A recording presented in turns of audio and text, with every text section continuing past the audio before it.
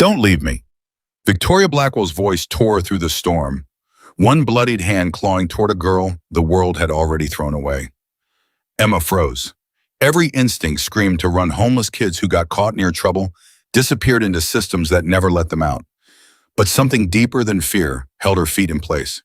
In minutes, this 18-year-old with nothing to her name would save the life of a woman who belonged to 860 of the most feared bikers in America. Before we go any further, hit that subscribe button and drop the city you're watching from in the comments, because I want to see exactly how far this story travels tonight. Rain had a way of finding every crack in a person's defenses, and by the time the streetlights flickered on over Portland's industrial district, Emma Whitaker had stopped fighting it. She sat with her back pressed against cold concrete, knees pulled to her chest, watching water pool in the gutter, like it was the only thing in the world that still made sense. 2 years. That's how long she had been living like this, invisible, unwanted, moving from one forgotten corner of the city to another. Long enough that the ache in her stomach had become as familiar as breathing. Long enough that she had learned exactly which shelters turned people away by 7 and which alleys stayed quiet until morning. A man in a gray coat walked past her without slowing down. Then a woman with 2 grocery bags.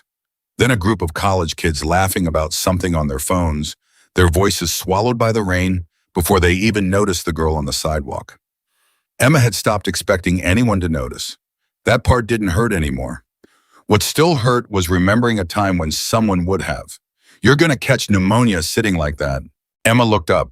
An older woman named Ruth, someone she recognized from the soup kitchen 2 blocks over, stood under a broken awning with a paper cup of coffee in each hand. She held one out. "Take it. Black, no sugar, but it's hot." Emma hesitated. Nothing in this life came free, and every kindness had taught her to check for the hook hidden inside it. "Why?" Emma asked. Ruth shrugged like the question surprised her. "Because it's raining and you look cold. That's usually reason enough." Emma took the cup with both hands, letting the warmth soak into her fingers. "Thank you. You got somewhere dry to go tonight?" "I've got a spot," Emma said.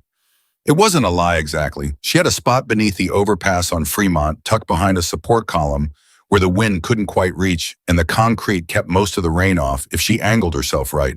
Ruth studied her for a moment, the kind of look that used to make Emma's skin crawl, because it meant someone was deciding whether she was worth the trouble. But Ruth didn't ask more questions. She just nodded once, like she understood there were some doors people weren't ready to open yet, and walked back toward the kitchen before the rain got worse. Emma drank the coffee slowly, savoring it the way she savored anything good these days, like it might be the last good thing for a while. By the time she reached the overpass, the storm had turned vicious. Wind cut sideways through the gap beneath the bridge, and thunder rattled somewhere close enough that she felt it in her chest. She wedged herself into her usual spot, pulled her backpack against her stomach like a shield, and closed her eyes. Sleep didn't come easy anymore. It hadn't in a long time. Whenever her mind quieted down enough to drift, it wandered somewhere she tried not to let it go. A house with a porch light that always stayed on a mother's laugh, drifting from the kitchen, a father's hand steady on the back of a bicycle seat. That house didn't exist anymore. Not for her. The system had taken one look at a grieving 15-year-old with no living relatives willing to step up, and it had done what systems do, filed her into a group home that felt more like a holding cell than a family. She ran the first month. Nobody came looking very hard. 3 years of living outside the lines had taught her one unshakable truth. People said they cared, but very few of them proved it when it actually cost them something. The scream of tires against wet asphalt yanked her out of her thoughts. It was close. Too close. Emma's whole body went rigid, every nerve snapping to alert the way it always did when danger was near. She had learned to read trouble fast, the sound of raised voices, before a fight broke out, the particular hush that fell over a block right before police showed up. This sound was different. This sound was violent, in immediate metal, grinding against pavement, a heavy engine roar cutting off in an instant, followed by a crash that seemed to shake the support column at her back. Then silence. Emma's first instinct was to stay exactly where she was. Getting involved in anything, a fight, an accident, a crime, was the fastest way to end up in a situation she couldn't control. She had seen it happen to other people on the street. Wrong place, wrong time, and suddenly you're the one being questioned, the one nobody believes. She told herself to stay still. She told herself it wasn't her problem. But then she heard it, a groan of pain, low and ragged, coming from somewhere just beyond the overpass. A woman's voice. Emma's heart pounded against her ribs. Every rational part of her mind screamed to stay hidden. But some other part of her, the part that remembered what it felt like to cry out for help and have no one answer, was already moving before she decided to move at all. She crept to the edge of the overpass and looked out into the rain. A motorcycle lay on its side, roughly 30 feet away, back wheels still spinning uselessly against the wet ground. Beside it, pinned partly beneath the heavy frame, a woman lay struggling weakly, one arm trapped under the machine blood, already blooming dark across the pavement beneath her. Emma's breath caught. For a second, she almost turned back. Then the woman's head lifted, and even through the rain, even from this distance, Emma could see the raw pain twisting across her face and something else. Fear. Not fear of dying exactly, but fear of dying alone in the middle of a storm with no one around to even know it happened. Emma knew that fear. She had felt it 100 times in the last 2 years. Without letting herself think another second, she ran toward the wreck. Hey, don't move! Emma dropped to her knees beside the woman, ignoring the water soaking instantly through her jeans. I've got you okay, just don't move. The woman's eyes sharp despite the pain focused on her. She looked to be somewhere in her 60s, silver-streaked hair, plastered to her face, a black leather vest torn at the shoulder, revealing a deep gash beneath. Even injured, even trapped, there was something commanding about her. Like pain hadn't managed to touch whatever core kept her standing all these years. Get away from me, the woman rasped. Emma blinked. What? You don't understand what you're walking into. The woman's jaw tightened as she tried to shift, only to gasp sharply and go still again. Get out of here, now, before what? Emma's hands were already moving, assessing the damage, trying to see how deep the wound ran along the woman's side. You're bleeding a lot. I'm not just going to leave you here. You don't know who I am. I don't care who you are. Emma's voice came out steadier than she expected, steadier than she felt. You're a person who's hurt. That's all that matters right now. The woman studied her for a long moment through the rain, something shifting behind her pained eyes. Surprise maybe, or disbelief that a stranger would say something so simple and mean it. The bike, the woman finally said through clenched teeth. It's on my leg. I can't. Okay, I've got it. Just hold still. Emma threw her weight against the frame of the motorcycle, straining with everything she had. It didn't budge. Panic flared hot and fast in her chest, but she forced it down the way she'd forced down panic 100 times before, by focusing only on the next single action, nothing more. I need something to brace it, Emma muttered, scanning the wreckage. A twisted piece of the crash guard had snapped loose, nearby, jagged but solid. She grabbed it and jammed it beneath the frame, using it as a lever, throwing her whole body weight down on the opposite end. The bike groaned, shifted an inch. Come on, Emma gritted out. Come on. The woman cried out as the metal ground against her trapped leg, but Emma didn't stop. Didn't dare stop, because stopping now would mean starting over from nothing. I need you to help me, Emma said. Can you push against the ground with your good leg on 3? You don't even know if I can. On 3, Emma repeated, firmer this time. 1, 2, 3. Together they moved, Emma heaving down on the lever, the woman shoving against wet pavement with what strength she had left, and the motorcycle finally tilted just enough. Emma grabbed the woman under the arms and dragged her free in one desperate pull, both of them collapsing backward onto the ground as the bike crashed back down where the woman had been trapped seconds before. For a moment, neither of them moved. Rain fell steadily over both of them, and all Emma could hear was her own ragged breathing mixed with the woman's pained gasps. You're free, Emma said, half to herself, like she needed to confirm it was real. You're out. But relief didn't last. Emma's eyes dropped to the woman's side, where blood was spreading faster now, no longer contained, soaking through torn leather and pulling against the pavement in a way that made Emma's stomach twist violently. Hey, look at me. Emma's hands moved fast, pulling off her own jacket, then her shirt underneath, not caring about the cold rain hitting her bare skin. She pressed the balled-up fabric hard against the wound. Stay with me, okay? You need to stay with me. It's deep, the woman breathed, her voice thinner now. I can feel it. I don't care how deep it is. You're not dying on me, not tonight. Emma pressed harder, using both hands, leaning her full weight into it, despite the woman's wince of pain. What's your name? Victoria, the woman managed. Blackwell. Okay, Victoria, I'm Emma. And Emma doesn't let people bleed out on the side of the road, so you're just going to have to deal with that. Something that might have been a laugh, weak and broken, escaped Victoria's throat. You've got some mouth on you for someone about to get themselves into serious trouble. Trouble's kind of my specialty. Victoria's eyes drifted unfocused and Emma's heart lurched. Hey, eyes on me. Stay awake. Emma shifted her weight, keeping pressure steady even as her arms began to shake from the strain. Talk to me. Tell me something. Anything. What, Victoria breathed. Are you doing this? Emma's jaw tightened. It was a question she didn't have a clean answer for, not one that made sense even to herself. Because nobody should die alone in the rain thinking no one cared enough to stop. Victoria's eyes, glassy with pain, found hers again, and for a long moment something passed between them that neither of them could name. Recognition, maybe. Two people who had both learned in very different ways what it felt like to be underestimated. You don't know who's going to come looking for me, Victoria whispered, when they find out what happened here. I don't care about that right now. I care about you not bleeding to death. A siren wailed somewhere in the distance, faint but growing closer, and Emma's whole body locked up. Every muscle screamed at her to run. She knew exactly how this looked, a homeless girl kneeling over an injured stranger, blood on her hands. No ID, no address, nothing to prove she hadn't caused this herself.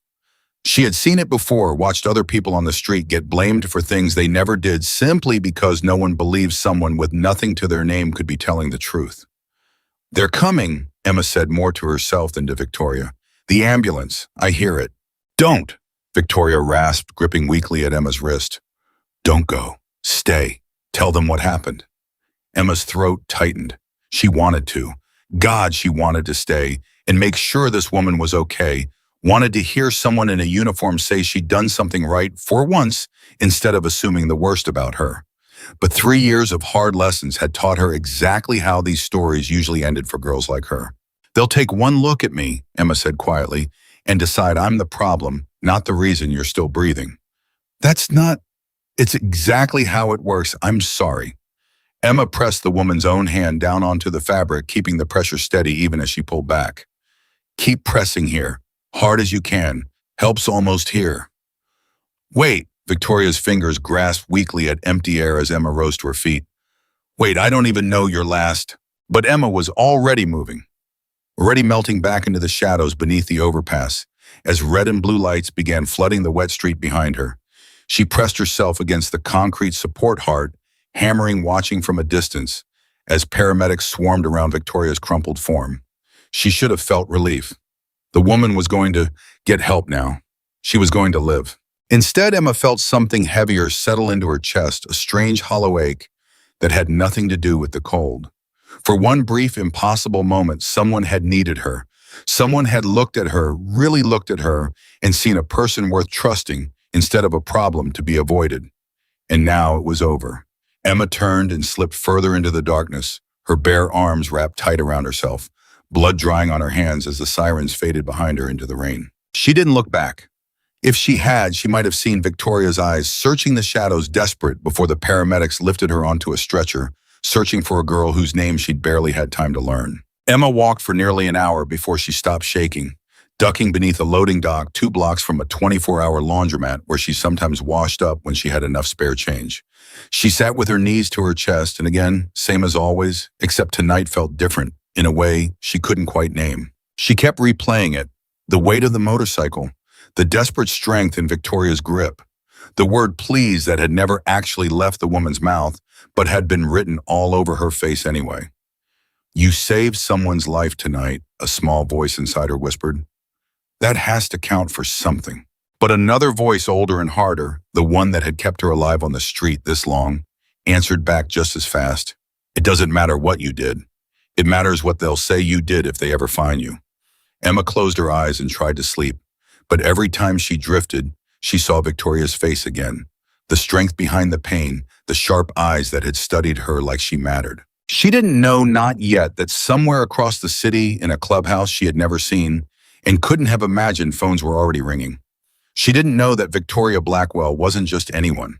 She didn't know that by morning the name Vicky would be spoken by grown men with tears in their eyes, men who had ridden through worse storms than this one for a family that meant more to them than blood. And she certainly didn't know that within days, hundreds of engines would roar to life across the state, searching every alley, every shelter, every forgotten corner of Portland, not to punish the girl who fled the scene of an accident, but to find her, to thank her, to never let her disappear again. Emma Whitaker pulled her knees tighter to her chest, closed her eyes against the cold, and had no idea that the loneliest chapter of her life was about to end and that 860 strangers were about to make sure it never began again. Morning came gray and thin, the kind of light that barely qualified as daylight at all. Emma woke stiff and cold, her borrowed jacket damp, her hands still faintly stained despite scrubbing them raw in a gas station bathroom sink the night before. She kept telling herself it didn't matter. She'd done the right thing. She'd walked away clean. No one had seen her face clearly. Not really, not in that storm, not in that panic. She was safe, she almost believed it. She spent the day the way she spent most days, moving between places that wouldn't ask too many questions, keeping her head down, keeping herself small enough that the world could keep forgetting she existed. But something had shifted inside her that she couldn't shake. She kept thinking about Victoria's hand gripping her wrist, kept thinking about the word stay. By early afternoon, she noticed something strange. Motorcycles. Not one or two. She was used to seeing bikers roll through the industrial district, especially near the old warehouses where a few clubs kept garages. But this was different. These bikes moved slower, more deliberate engines rumbling low as riders scanned every alley, every doorway, every huddled figure on the sidewalk. Emma's pulse spiked. She ducked behind a dumpster on instinct, watching through a gap in the metal as two riders idled at the end of the block. Both wore black leather vests, patches stitched boldly across the back. Even from a distance, even without being able to read the words clearly, Emma recognized the shape of that patch. She'd seen it once trapped beneath a crashed motorcycle in the rain. They're looking for me. The thought hit her like a physical blow. Of course they were. She had left their woman bleeding on the pavement and disappeared before anyone could even get her name. In Emma's experience, people didn't forget things like that. They found you, and when they found you, it usually wasn't to say thank you. She stayed hidden until the bikes rolled on, engines fading into the distance. And even then, she didn't move for a long time, her heart still hammering against her ribs. She spent the rest of the day moving differently, faster, more careful, ducking into alleys the moment she heard an engine that sounded even remotely similar.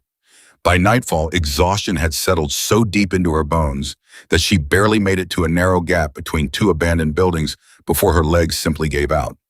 She sat in the dark, arms wrapped around herself, and allowed herself just for a moment to feel the full weight of how alone she was.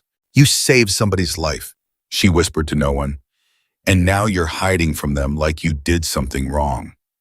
No one answered. No one ever did. She didn't sleep well that night either. Every distant engine rumble sent her hard into her throat. Every set of headlights sweeping across the alley entrance made her press herself flatter against the wall, holding her breath until the light passed. She didn't know, sitting there in the dark, that the search wasn't slowing down. She didn't know that a photograph grainy captured by a gas station security camera 2 blocks from the crash site was already being passed hand to hand through clubhouses across 3 counties. Blonde hair, torn jacket, a backpack slung over one shoulder. She didn't know that Marcus Iron Callahan, the man who had built his entire life around loyalty and family, had looked at that photograph for a long, silent moment before speaking words that would ripple through 860 members like a current. "Find her," he had said, "whatever it takes. We find her and we make sure she knows she's not alone anymore." Emma didn't know any of that yet. All she knew, curled up in the dark between 2 buildings with the cold pressing into her back, was that for the first time in longer than she could remember, someone out there was looking for her, and she had absolutely no idea whether that was the most dangerous thing that had ever happened to her or the first piece of luck she'd had in years. A sound broke the silence. Close. Too close. Footsteps. Deliberate. Slow. Moving straight toward the alley where she was hiding. Emma's whole body went rigid, breath catching in her throat as a shadow fell across the alley entrance, blocking out what little light the street lamp offered. A voice low and rough with age spoke into the darkness. "I know you're in there. I know you're in there." Emma didn't move, didn't breathe. Every muscle in her body had locked into place, pressed flat against the brick wall, eyes fixed on the shadow blocking the alley entrance. I'm not here to hurt you. The voice was deep, gravelly, weathered by decades of something Emma couldn't name. I just want to talk. Emma's mind raced through every possible exit. The alley dead-ended 20 feet behind her, boxed in by a chain-link fence too high to climb fast enough. There was no way out except past him. Who are you? Her voice came out steadier than she felt. Name's Marcus. A pause. Marcus Callahan. The name meant nothing to her, but the shape of the man stepping slowly into the dim light meant everything. Leather vest, patches, gray beard trimmed close gray hair, pulled back. The same color she'd seen stitched across the back of a rider's jacket that afternoon, idling at the end of a block she'd been too afraid to walk down. Emma's stomach dropped straight through the pavement. I didn't do anything, she blurted, backing further against the wall, even though there was nowhere left to go. Whatever you think happened, I didn't touch her. I was just trying to help. I know. Marcus stopped walking, held both hands up, palms open like he was approaching something wild that might bolt at the wrong movement. I know you were trying to help. That's exactly why I've been looking for you for 2 days straight. Looking for me. Emma's voice cracked on the words. To do what? Turn me in, make me disappear so nobody asks questions about what happened to her. Something shifted across Marcus's face, not anger, but something closer to grief. He reached slowly into the inside pocket of his vest, and Emma flinched, bracing for a weapon that never came. Instead, he pulled out a small, folded piece of fabric, dark with dried blood torn and uneven at the edges. You know what this is? Emma stared at it. Her stomach twisted violently as recognition hit the strip of her own shirt, the one she'd pressed against Victoria's wound in the rain. Where did you take him? The paramedics kept it, cataloged it as evidence if you can believe that. Took me half a day of favors just to get someone to hand it over. Marcus stepped closer, holding the fabric out like it was something precious. You want to know what I think when I look at this? Emma said nothing, her whole body trembling now, though she couldn't have said if it was from cold or fear or something else entirely. I think about a woman I've loved like a sister for 31 years. Marcus said, his voice roughening, lying on wet concrete in the middle of a storm, bleeding out with nobody around for half a mile. And I think about a stranger, someone who owed her nothing, someone who had every reason in the world to keep walking, who stopped instead. Anyone would have stopped. No, Marcus shook his head slowly. Anyone wouldn't have. I've lived a long life, kid, and I can count on one hand the number of people who'd have done what you did. Most people see trouble like that, they cross the street. They pretend they didn't hear it. They tell themselves somebody else will handle it. Emma's throat tightened. I couldn't just leave her there. I know. Victoria told me the same thing over and over from her hospital bed before the pain medication even had a chance to knock her out. She kept saying, find the girl who saved me, and I'm not leaving that hospital until somebody tells me she's safe. Emma blinked hard, fighting against the sudden humiliating sting of tears. She's asking about me. She hasn't stopped. For a moment, neither of them spoke. Rain had softened to a drizzle, tapping quietly against the metal dumpster beside them, and Emma became acutely aware of how exposed she felt, not just standing in an alley in front of a stranger 3 times her size, but exposed in some deeper way, like he could see straight through every wall she'd spent 3 years building. I don't understand, Emma finally said. Why does this matter so much to you? I'm nobody. I did what any decent person would do, and then I left. That should be the end of it. Marcus's jaw tightened. It's not the end of it because we don't leave debts like this unpaid. Not in my family. Your family. Every single person wearing this patch. He gestured to the emblem on his chest. 860 of us across this state alone. And every one of them has heard by now that a girl saved Vicky's life and vanished into the night before anyone could even say thank you. Emma let out a short, disbelieving laugh, though it held no humor in it. 800 people know they don't even know my name. Not yet. Marcus's eyes, sharp despite his age, studied her carefully. What is your name? She hesitated. Every survival instinct she'd built over 3 years screamed at her not to answer, not to give this stranger one more piece of information he could use against her. But something in the way he'd said Vicky's name, something in the rawness still lingering in his voice, made her believe just barely, just enough that this wasn't a trap. Emma, she said quietly. Emma Whitaker. Marcus nodded slowly like he was committing it to memory like the name mattered. Emma, all right. He took a breath. Emma, I'm not here to drag you anywhere you don't want to go. I'm not here to report you, expose you, or put you in a position you're not comfortable with. I came to find you because Victoria asked me to. And because it's eating me alive, knowing the person who saved her is out here sleeping in an alley in the rain, while we've got warm beds and hot food 20 minutes from here. You don't know anything about me. You're right, I don't. Marcus's voice softened.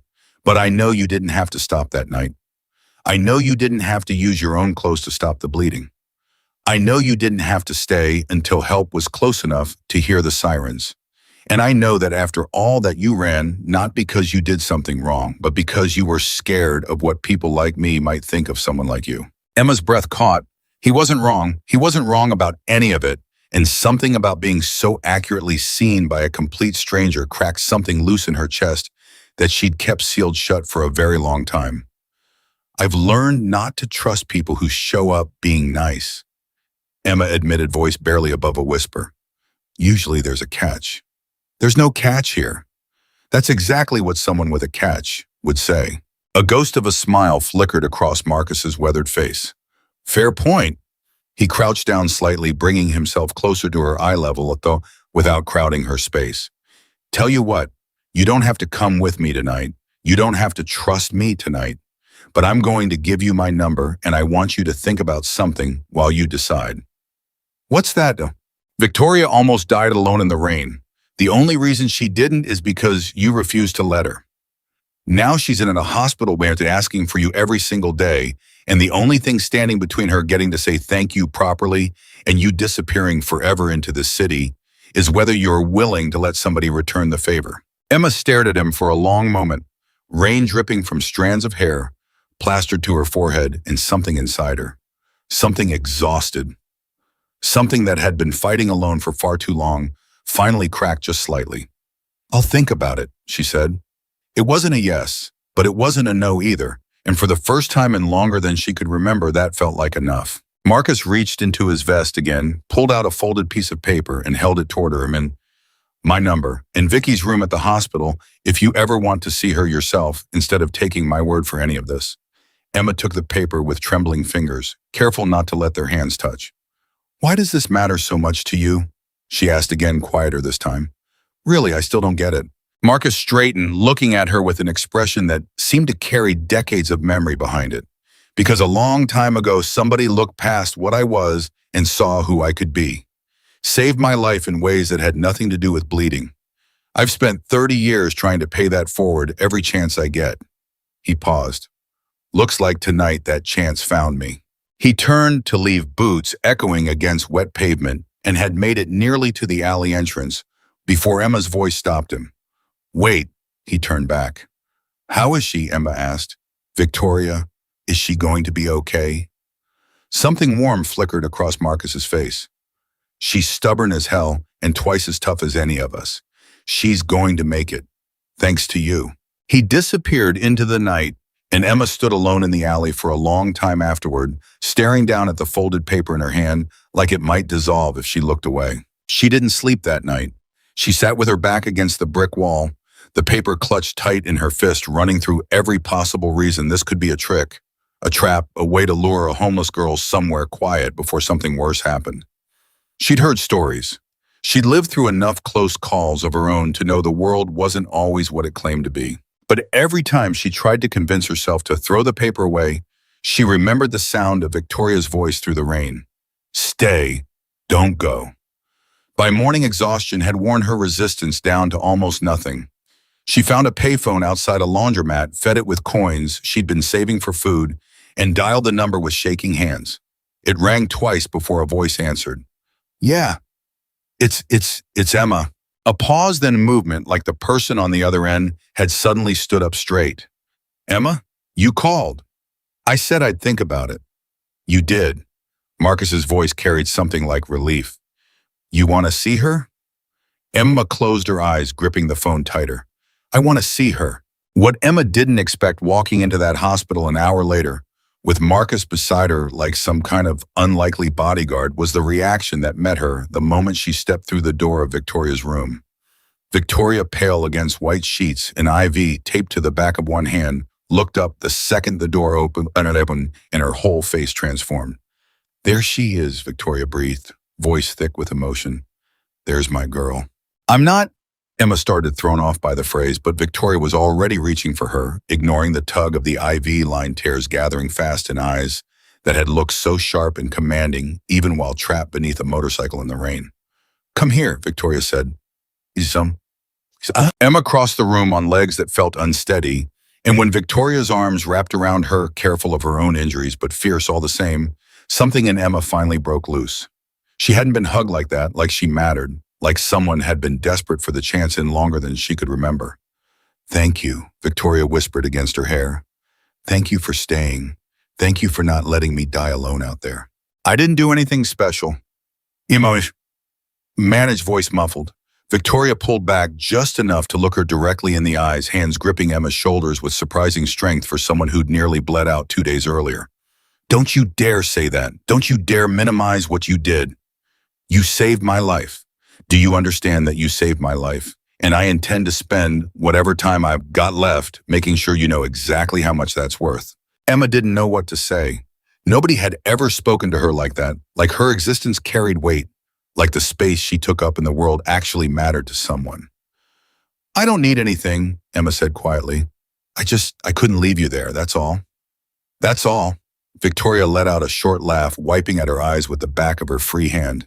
Marcus, do you hear this girl? She thinks that's all. Marcus, standing near the doorway, shook his head slowly. She's got no idea yet.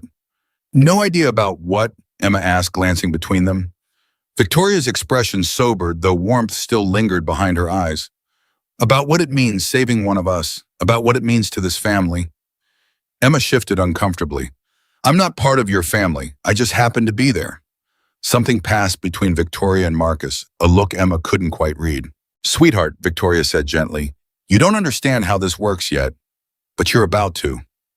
Before Emma could ask what that meant, the door swung open again, and a nurse stepped inside, glancing between the three of them with visible confusion. Miss Blackwell, I'm sorry, but visiting hours are almost over, and you really do need your rest. 5 more minutes, Victoria said firmly in a tone that made it clear this wasn't a request she expected to be denied.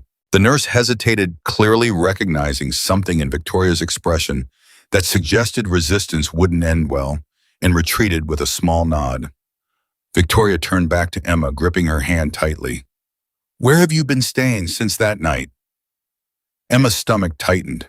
She didn't want to answer that question, didn't want to see pity flood into Victoria's expression the moment she admitted the truth. Around, Emma said vaguely. Emma, it doesn't matter. It matters to me. Victoria's grip tightened. Where have you been staying? Emma looked away, jaw tight. An overpass, sometimes a loading dock if it's really cold. Wherever's dry enough and quiet enough that nobody bothers me. The silence that followed felt heavy, charged with something Emma couldn't name. That ends today, Victoria said, finally voice firm, despite the exhaustion clearly weighing on her. Excuse me, you are not going back to sleeping under a bridge, not after what you did for me. Victoria glanced toward Marcus. She stays with the club. Get her set up at the house, whatever she needs. Wait, Emma pulled her hand back, panic flaring hot and sudden in her chest. I don't even know you, either of you. I can't just move into some biker clubhouse because you feel like you owe me something. It's not about owing, Marcus said quietly, stepping closer. It's about family. And like it or not, kid, the second you knelt down in that storm and put your own hands on Vicky's wound, you became part of ours. That's not how it works, Emma said, voice rising slightly, panic bleeding into anger now. You don't just decide someone's family because of one night. I don't even know any of you. I don't know what you want from me. We don't want anything from you, Victoria said gently. That's exactly the point. For once in your life, somebody wants to give you something and expects nothing back. Emma's chest heaved. Every instinct she'd honed over 3 brutal years screamed that this was too good, too clean, too easy, and things that seemed too easy always came with hooks buried somewhere beneath the surface. I need to go, Emma said abruptly, stepping back toward the door.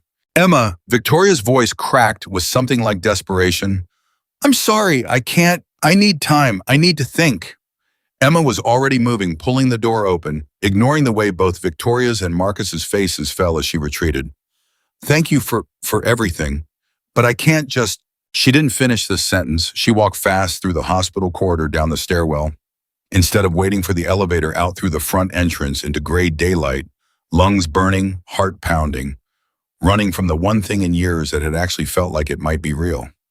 She made it 3 blocks before she had to stop doubling over against a lamppost, gasping for breath that had nothing to do with the running. What was wrong with her? Someone had offered her exactly what she'd spent 3 years desperate for: safety, warmth, people who actually seemed to care, and she'd run from it like it was a threat. Because it felt like a threat. Because every time in her life something had looked that good, it had eventually shown its teeth. She spent the rest of that day wandering the city on autopilot, mind spinning in circles she couldn't break out of. By evening, hunger had gnawed a hole straight through her stomach, and she found herself standing outside the same soup kitchen where Ruth had handed her that cup of coffee days earlier. Ruth was there again, ladling something warm into paper bowls, and the moment she spotted Emma, her whole face lit with relief. There you are. I was starting to worry. Emma managed a weak smile, accepting the bowl Ruth handed her. Just been keeping busy. Ruth studied her for a long moment, the same knowing look from before. You look like something's eaten at you worse than usual. Emma hesitated, then surprising herself, actually spoke the truth. Somebody offered me a place to stay, a real place, safe, people who seemed to actually care. And I ran. Ruth set down her ladle, giving Emma her full attention now. Why? Because it doesn't make sense. Emma's voice shook slightly. Nobody just gives you something for nothing. There's always a catch. I've learned that the hard way over and over. Ruth was quiet for a moment, studying her with something like understanding. You know, I've been doing this work 15 years now, feeding people who've been forgotten by everybody else. And I'll tell you something I've learned in that time. What's that? Sometimes the catch people are so scared of finding isn't a catch at all.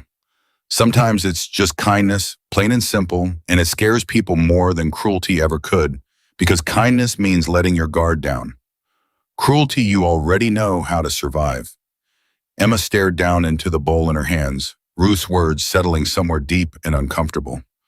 What if I let my guard down, Emma said quietly, and it turns out I was wrong to trust them? Then you'll survive that too, same as you've survived everything else. Ruth reached out, squeezing Emma's shoulder gently. But what if you're wrong the other way? What if you walk away from real family because you were too scared to believe it could exist? Emma didn't have an answer for that. She left the soup kitchen that night with Ruth's words circling endlessly in her mind, and found herself almost without deciding to walking in the direction of the crumpled piece of paper still folded in her pocket. She didn't call. Not yet. But she stopped outside a small diner 2 blocks from where Marcus had said the clubhouse was located, and she stood there in the cold for nearly an hour, staring at the building's outline in the distance, working up courage she wasn't sure she had. That's when she heard the voice behind her. Miss, are you Emma Whitaker? Emma's whole body went rigid. She turned slowly to find a woman in a gray blazer standing a few feet away, a laminated badge clipped to her jacket, a manila folder tucked under one arm. Who's asking? Emma said carefully. My name is Diane Pierce. I'm with the Department of Human Services. The woman's smile looked practiced, professional, the kind of smile Emma had learned not to trust years ago. We've had you flagged in our system as a missing minor for quite some time. I'd like to talk to you about getting you back into a stable placement. Emma's stomach dropped straight through the pavement. I'm 18. I'm not a minor anymore. You turned 18 3 months ago, which means your case technically transitioned rather than closed. Diane opened the folder, scanning it briefly. There are still resources available to you through our young adult transition program. Housing, support services. It would be a shame to let that go to waste, especially given your circumstances. I'm not interested. Emma, Diane's tone shifted sharper now beneath the professional courtesy. I understand you've been staying with individuals connected to a motorcycle organization. I have to be honest with you, that raises some serious concerns on our end. Emma's blood ran cold. How do you know about that? It's a small city, and certain organizations tend to attract attention. Diane's eyes narrowed slightly. I'd strongly encourage you to reconsider whatever arrangement you're currently pursuing.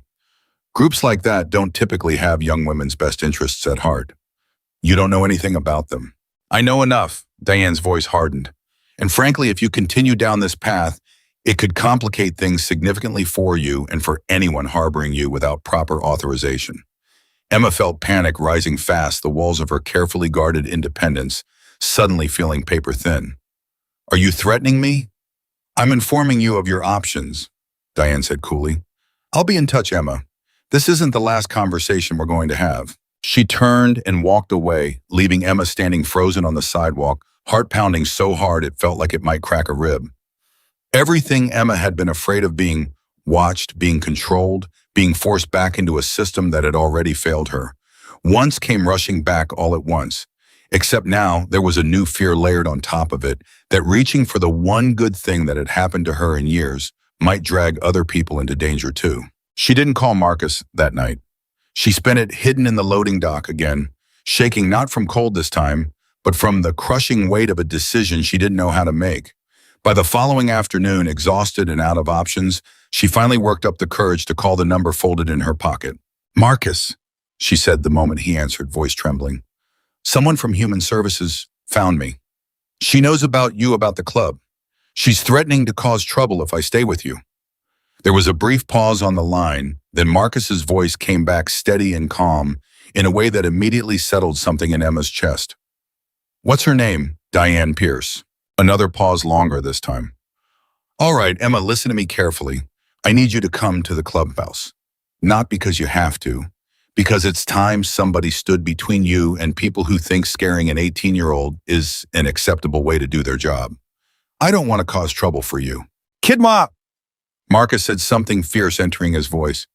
You didn't cause this trouble. It's been sitting there your whole life waiting for somebody willing to fight it alongside you. Now are you going to let us, or are you going to keep running until you burn yourself out completely? Emma closed her eyes, gripping the phone tight, feeling something inside her finally exhaustedly give way. Okay, she whispered. Okay, I'll come. An hour later, Emma stood outside a large building on the edge of the industrial district, engines rumbling faintly from somewhere inside, the low murmur of voices drifting through an open garage bay.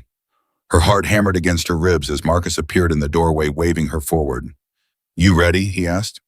No, Emma admitted honestly, but I'm here anyway. Marcus's mouth curved into the ghost of a smile.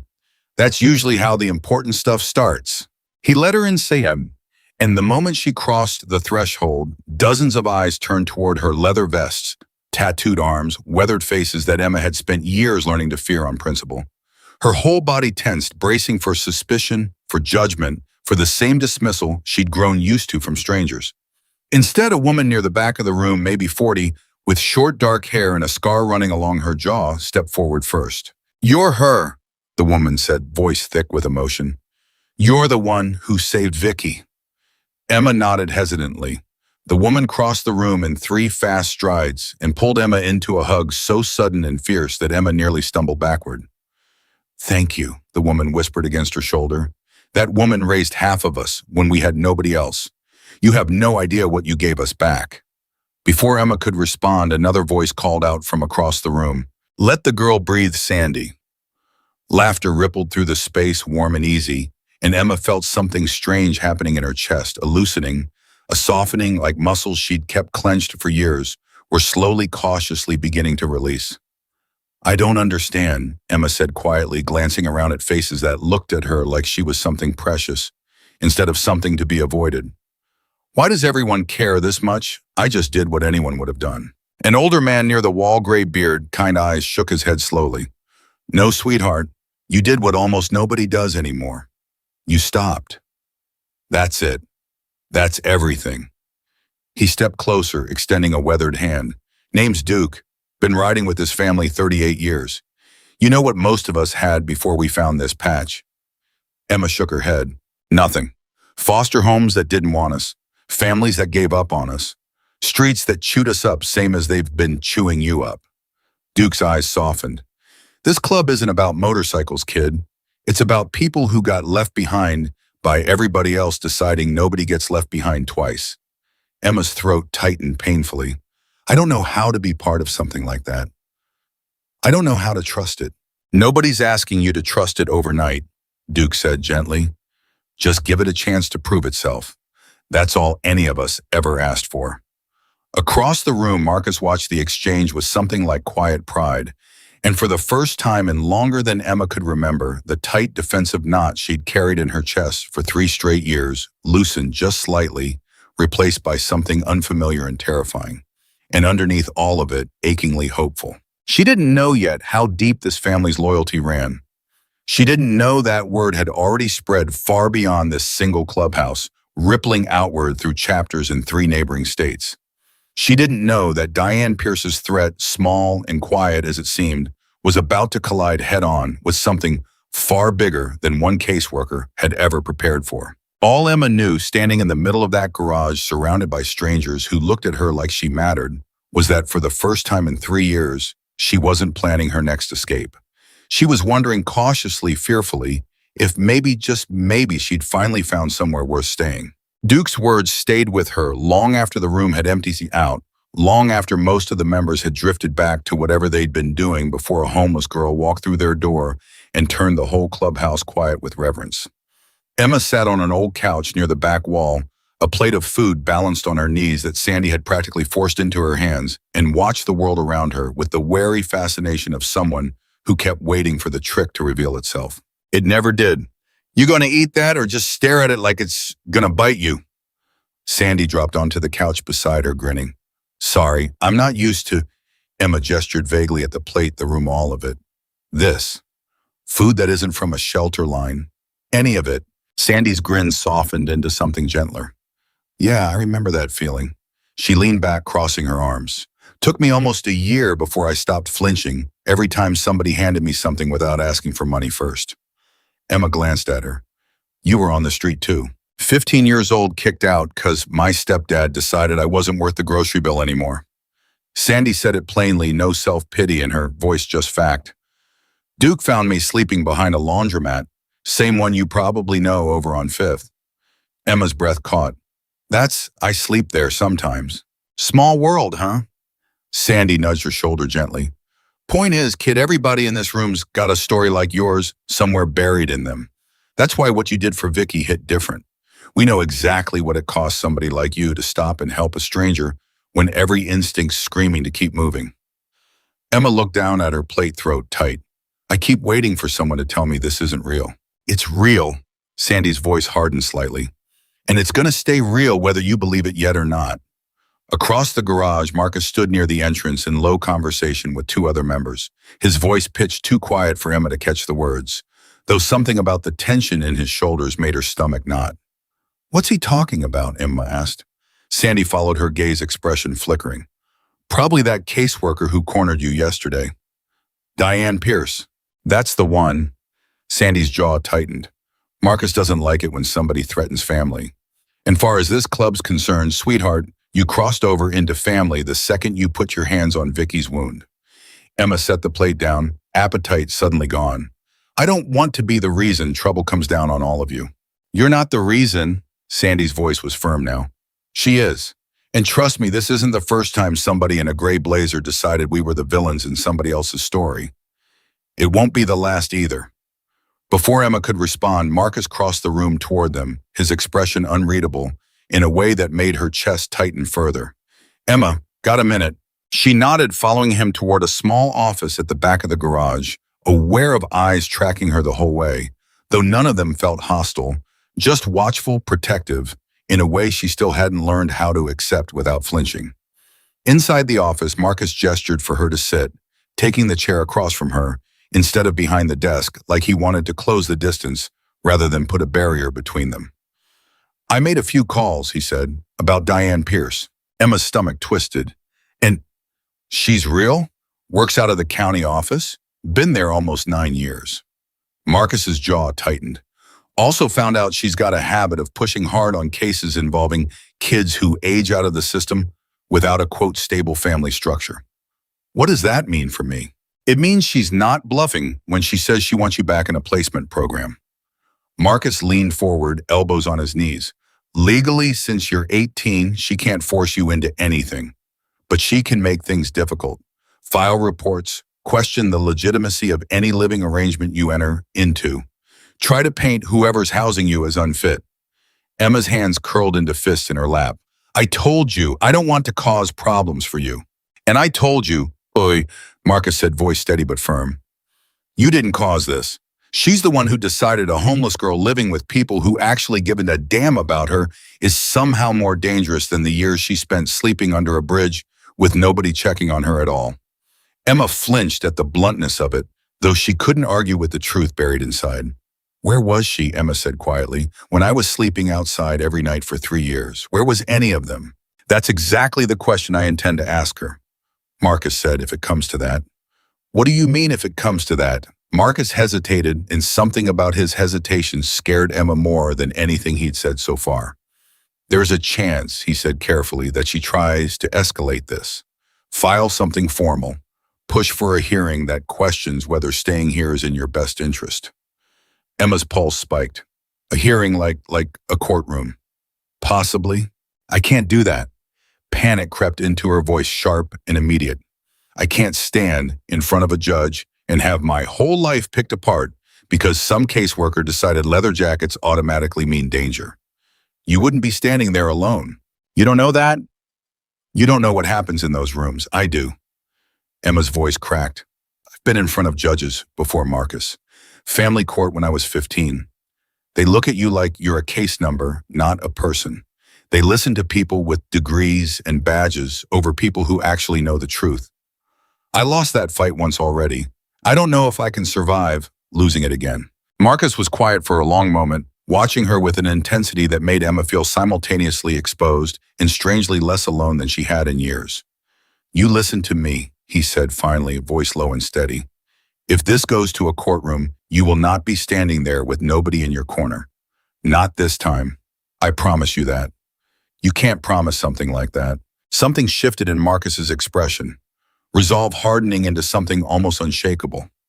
Sweetheart, you clearly don't understand yet what this patch means when somebody threatens one of ours. I've buried brothers. I've watched this family bleed for each other more times than I can count. You think a caseworker with a manila folder is going to scare us off from standing beside the girl who saved Vicky's life? Emma's eyes burned tears, threatening despite her best efforts to hold them back.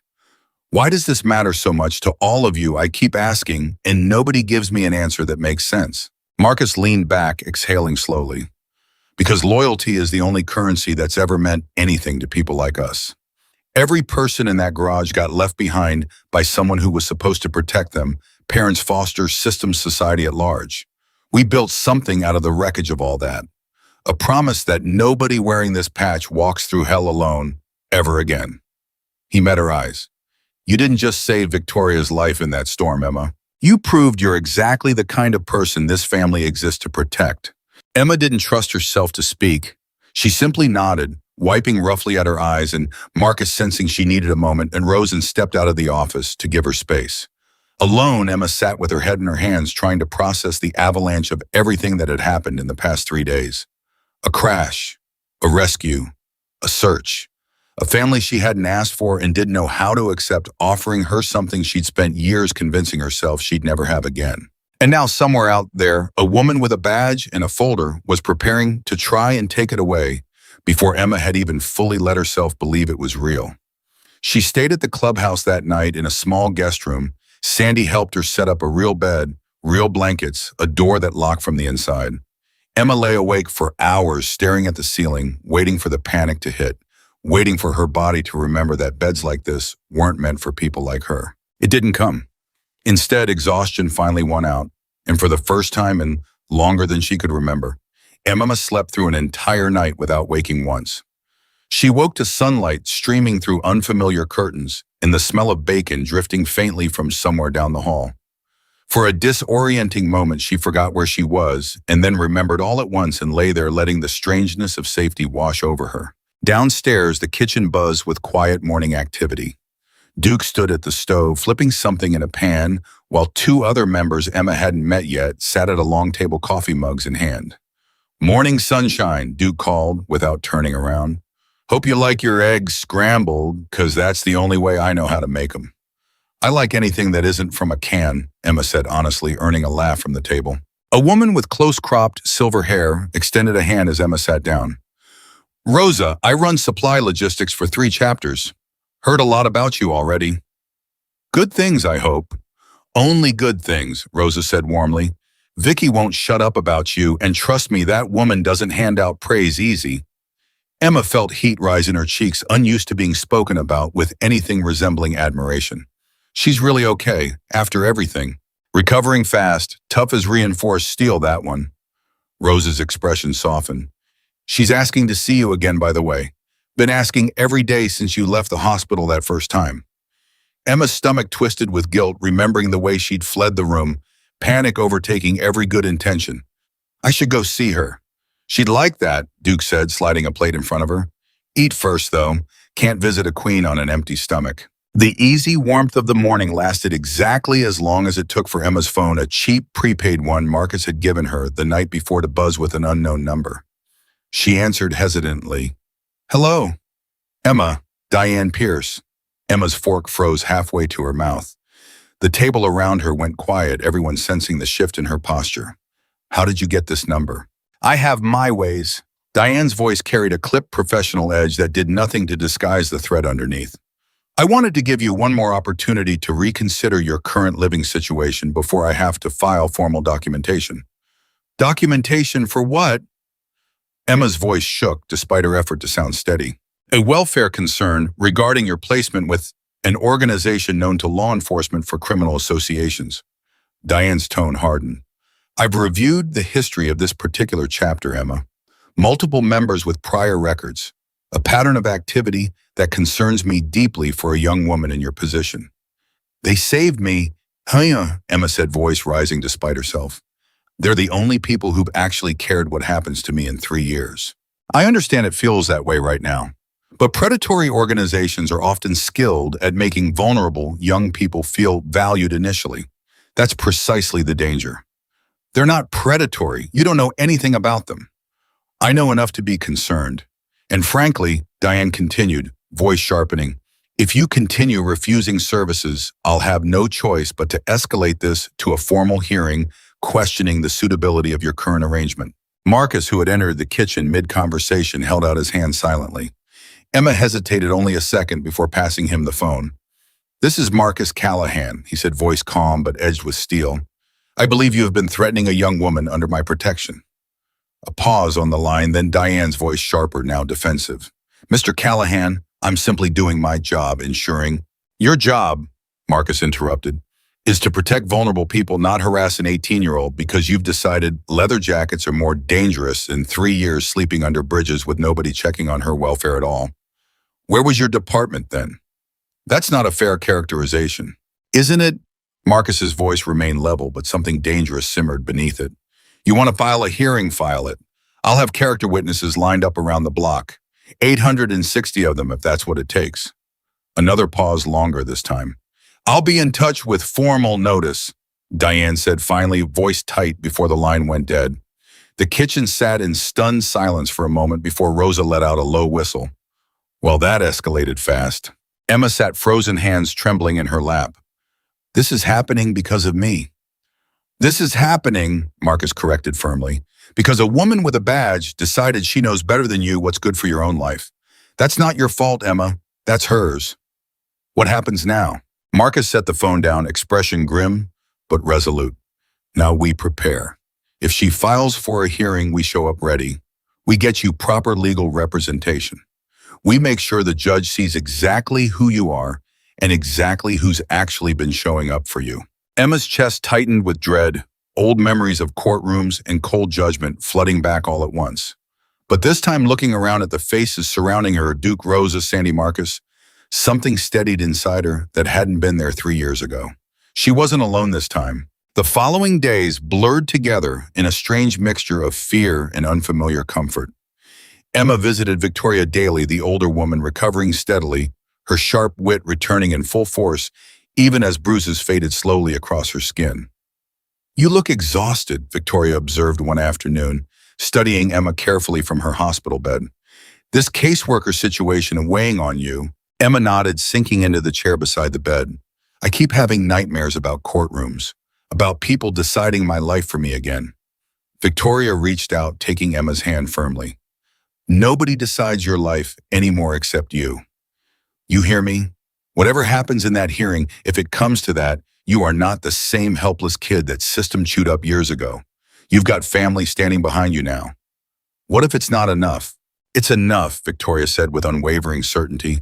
Because when this family shows up for something, we don't show up quiet. Emma managed a small, tired smile. That sounds like a threat. And Emma, it's a promise. Victoria squeezed her hand. Now tell me something good. Distract me from this boring hospital food. Their easy conversation offered brief respite from the storm building outside, but it didn't last long. 3 days later, a formal notice arrived at the clubhouse. A hearing had been scheduled, county courthouse, 10 days out to review Emma's current living arrangement and determine whether continued residency with the Hells Angels chapter posed, as the documentation phrased it, an undue risk to the welfare of a vulnerable young adult transitioning from state custody. Emma read the letter 3 times, handshaking before setting it down on the kitchen table. 10 days, she whispered. Marcus picked up the letter, scanning it with narrowed eyes. Then we've got 10 days to prepare the strongest case this county's ever seen. What if the judge sides with her? What if he takes one look at all of you and decides she's right? Then we fight it, Marcus said simply, and we keep fighting it however long it takes because that's what family does. Over the following days, the clubhouse transformed into something resembling a war room. Marcus contacted a lawyer he'd known for over a decade, a sharp, no-nonsense woman named Patricia Hale, who specialized in cases exactly like this one. Victoria discharged from the hospital and, moving carefully but determinedly, insisted on being present for every planning session, despite Marcus's protest that she needed more rest. I didn't survive that crash just to sit on the sidelines while somebody tries to take away the girl who saved me, Victoria said firmly, settling into a chair at the head of the table. I'm testifying. That's not up for debate. Patricia reviewed the case documents with sharp, practiced eyes. Their argument hinges entirely on the club's reputation rather than any actual evidence of harm to Emma. That's a weakness we can exploit, but it also means we need character witnesses, people who can speak to the stability and safety Emma's found here. You'll have more witnesses than the courtroom can seat, Marcus said grimly. Emma, sitting quietly at the edge of the table, felt a familiar tightness of anxiety coiling in her chest. What if it doesn't matter how many people show up? What if the judge already has his mind made up, same as every judge I've stood in front of before? Patricia's expression softened slightly. Emma, I've handled dozens of cases like this. Judges aren't looking for perfection. They're looking for stability, safety, and genuine care. From everything I've seen so far, you have all 3 here in spades. We just need to make sure the judge sees it clearly. And if he doesn't, then we appeal, Patricia said simply. This isn't over in one hearing, whatever happens, but I intend to make sure it doesn't need to go that far. Despite Patricia's confidence, the days leading up to the hearing gnawed steadily at Emma's nerves. She barely slept, cycling through worst-case scenarios each night, imagining Diane Pierce's voice twisting every detail of her rescue of Victoria into evidence of manipulation, imagining a judge's cold, dismissive gaze deciding her fate all over again. Sandy found her sitting alone in the garage late one night, staring blankly at nothing. Can't sleep either, Sandy asked, settling onto the workbench beside her. I keep thinking about what happens if we lose, Emma admitted. What happens if they force me back into some program away from all of you, right when I finally started believing this could actually be real? Sandy was quiet for a moment before speaking. You know what I think about when the fear gets loud like that? What? I think about the fact that fear's just proof something actually matters to you now. Girl who's got nothing left to lose doesn't lie awake terrified of losing it. Sandy nudged her gently. That terror you're feeling, that's proof this is real, Emma. Real enough to be scared of losing. Emma let out a shaky breath, some of the tension in her chest easing slightly. That's oddly comforting and also kind of terrifying. Welcome to having people who love you, Sandy said with a small smile. It's a package deal. The morning of the hearing arrived gray and overcast, matching perfectly the knot of dread sitting heavy in Emma's stomach. She dressed carefully in clothes Rosa had helped her pick out days earlier. Simple, professional, nothing that screamed the chaos and uncertainty of the life she'd been living before. You ready? Marcus asked, finding her outside the clubhouse, staring at nothing in particular. No, Emma admitted honestly, but I'm going anyway. That's usually how the important stuff starts, Marcus said, echoing words he'd spoken to her once before, and something about the familiarity of it steadied her slightly.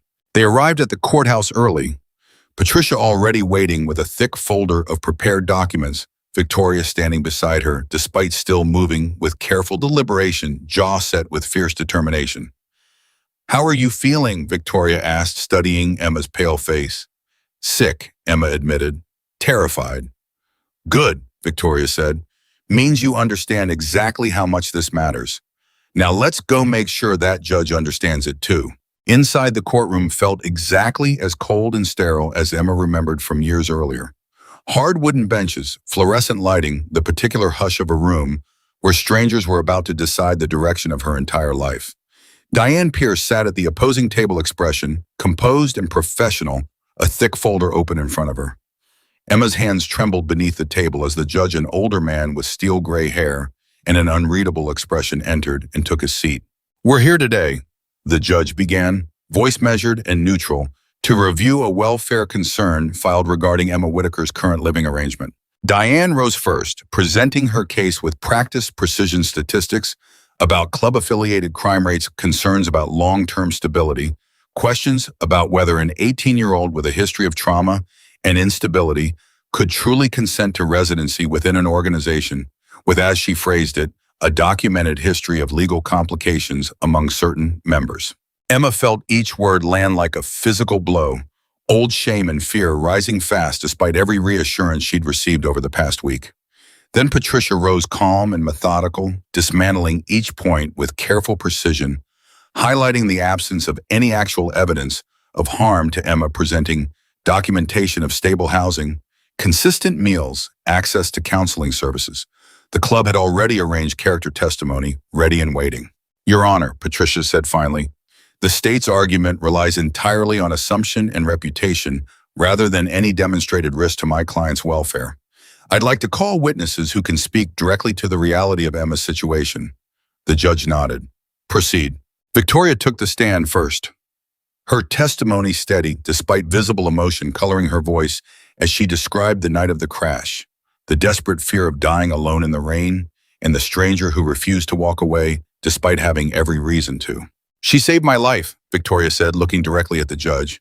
Not because she had to, not because she knew who I was or what I could offer her. She saved me because she saw a person in pain and chose compassion over self-preservation. That tells you everything you need to know about her character. Marcus followed his testimony blunt and unflinching. This system labeled Emma a runaway and stopped looking for her the moment she turned 18.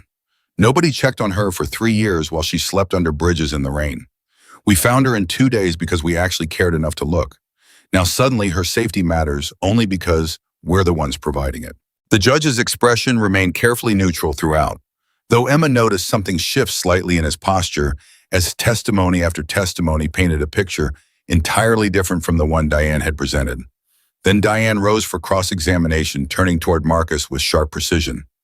Mr. Callahan, isn't it true that your organization has faced numerous legal investigations over the years?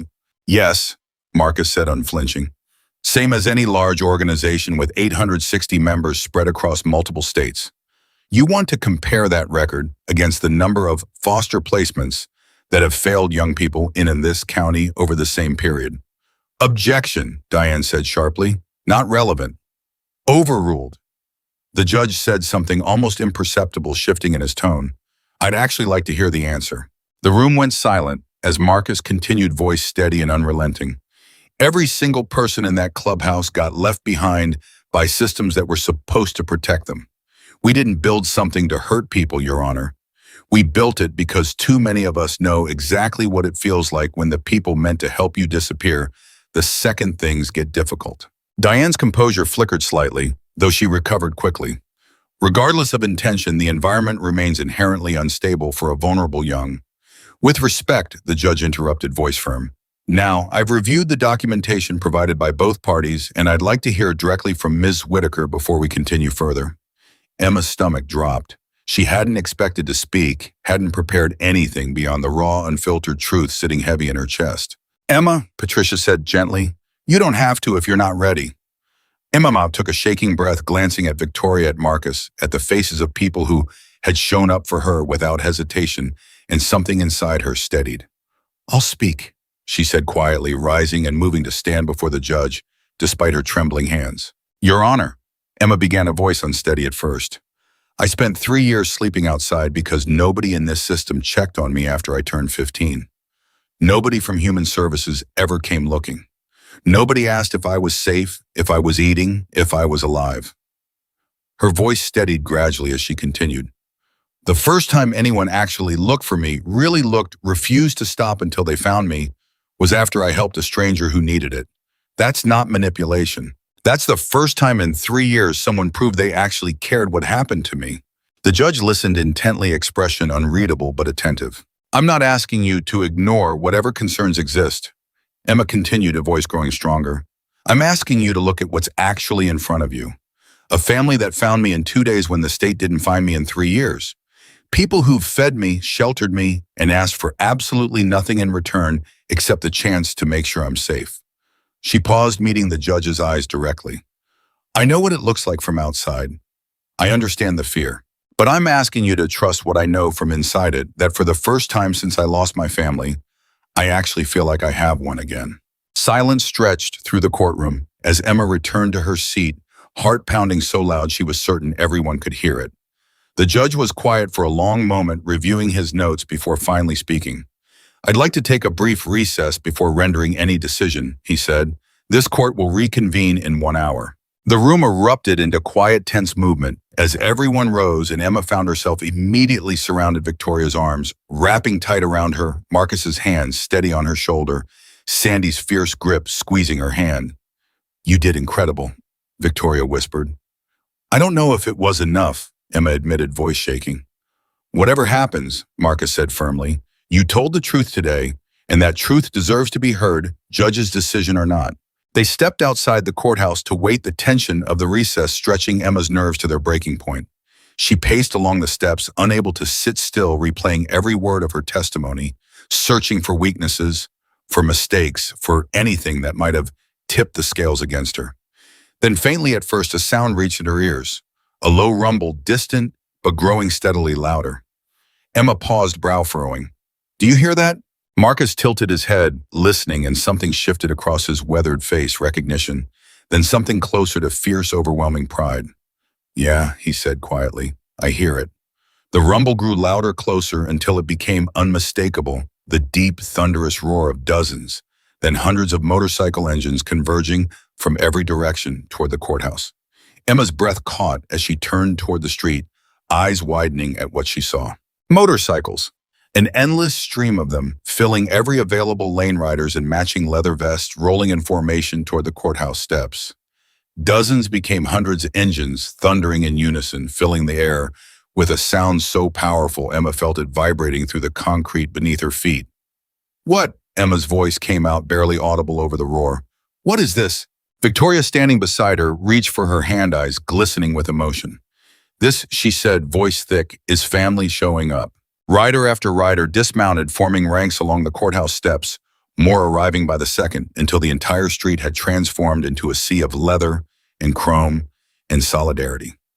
Emma recognized none of these faces individually, yet every single one of them looked at her with the same fierce, protective warmth she'd seen in Marcus's eyes that first night in the alley.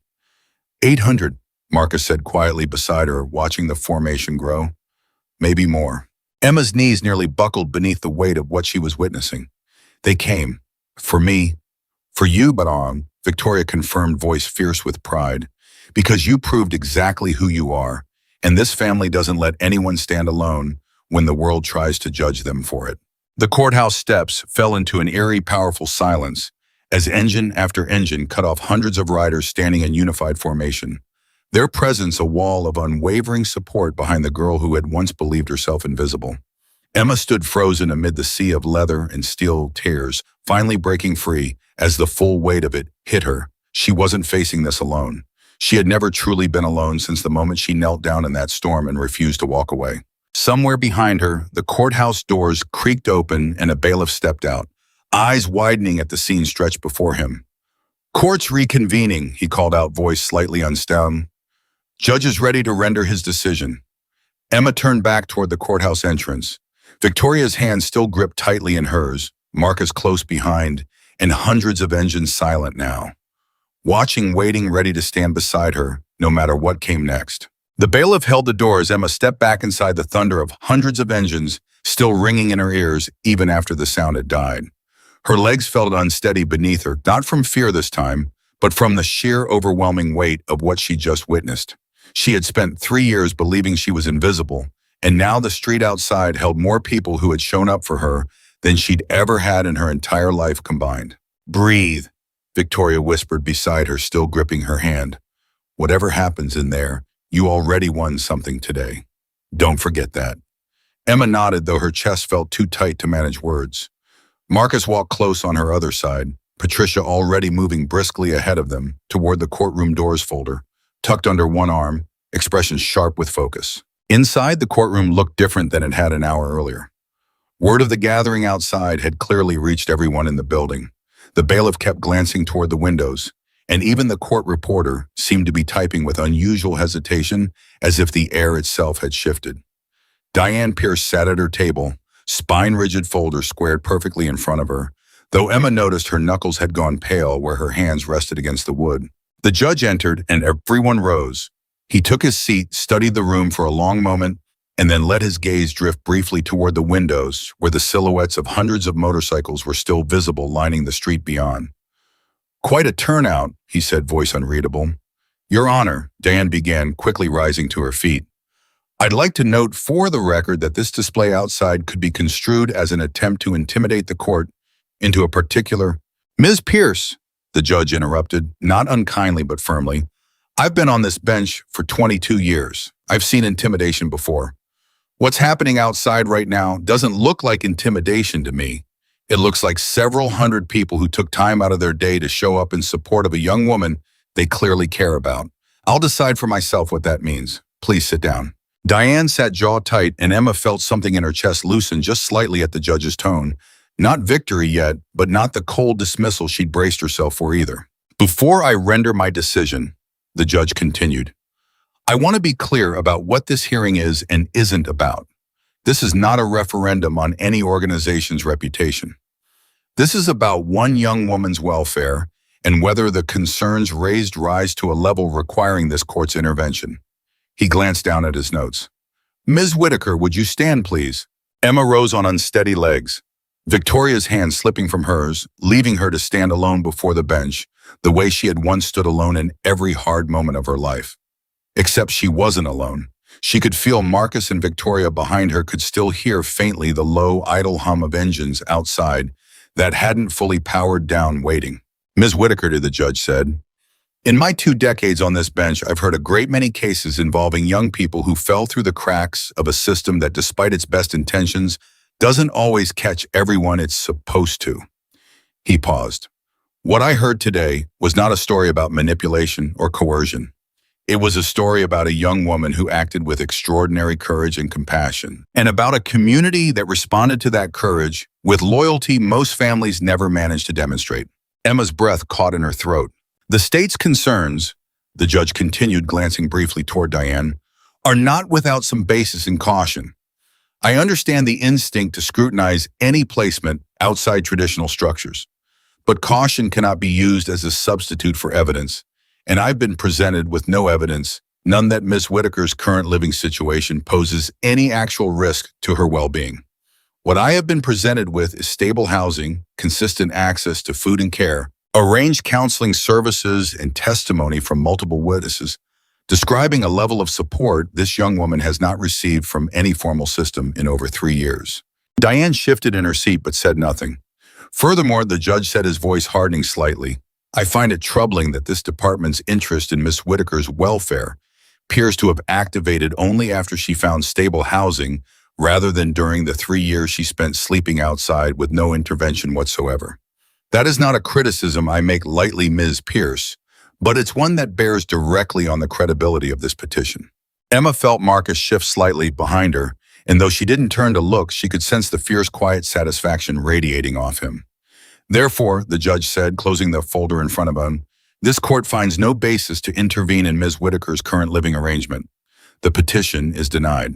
The words took a moment to land Emma's mind, struggling to catch up with what she just heard. Behind her, she heard Victoria's sharp intake of breath, felt Sandy's hand grip her shoulder from somewhere in the gallery. Ms. Whitaker, the judge continued, softening slightly, for what it's worth, I don't often see young people show the kind of resilience you've demonstrated both on the night of that accident and here today. I hope you understand what you've built for yourself is worth protecting, and I hope those who've gathered outside understand the responsibility that comes with the loyalty they've shown you. Thank you, Your Honor. Emma managed, voice barely above a whisper, tears finally spilling freely down her cheeks. The gavel came down with a sharp final crack, and the courtroom erupted into quiet, restrained celebration. Victoria's arms wrapping around Emma before she'd even fully processed what had happened. Marcus's hands steady and firm on her shoulder, Patricia allowing herself a small, satisfied smile as she gathered her documents. Diane rose stiffly, gathering her own folder without a word, though. As she passed Emma on her way toward the exit, she paused briefly. For what it's worth, Diane said, voice quieter now, stripped of its earlier authority. I hope this works out the way you're hoping it will. Emma studied her for a moment, surprised by the sudden shift. You were just doing your job. I was, Diane said. Doesn't mean I enjoyed being wrong. She hesitated, then added almost reluctantly, for your sake, I hope I was wrong. She left without another word, and Emma watched her go, feeling something complicated settle in her chest. Not quite forgiveness, not quite resentment, just a strange recognition that even people on opposite sides of a fight could sometimes be doing what they believed was right. Come on, Victoria said, tugging gently at Emma's arm. There's about 800 people outside who are dying to hear how this went. They stepped back out onto the courthouse steps together, and the moment the doors swung open, a wave of sound rose up to meet them. Not the roar of engines this time, but the deep, thunderous cheer of hundreds of voices, fists, raised faces lit with relief and joy as Marcus lifted both arms overhead in unmistakable triumph. She's staying! Marcus's voice boomed across the crowd. She's ours! The cheer that followed nearly knocked Emma off her feet, a wall of sound and emotion crashing over her as riders surged forward, some laughing, some openly wiping away tears, all of them reaching to touch her shoulder, shake her hand, pull her into brief, fierce hugs as she passed. I don't understand, Emma said, breathless, turning to Victoria amid the chaos. I still don't understand why this matters so much to all of you. I'm one person. This is... She gestured helplessly at the sea of leather and chrome stretching down the street. This is too much. Victoria stopped walking, turning to face her fully expression, suddenly serious despite the celebration continuing around them. Let me tell you something, Emma. Victoria's voice carried clearly even amid the noise. Every single person out here has a story just like yours. Abandoned, forgotten, left to fend for themselves by people who were supposed to protect them. When you knelt down in that storm and refused to leave me, you weren't just saving one woman's life. You were proving to every single person in this family that the kind of compassion we've all been chasing our whole lives still exists in the world. Her eyes glistened. That's not too much, sweetheart. That's exactly enough. Emma's throat closed with emotion too large to speak around, and she simply nodded, letting Victoria pull her into another embrace, this one lasting longer, steadier, filled with something that felt unmistakably like home. The celebration carried them back to the clubhouse that evening.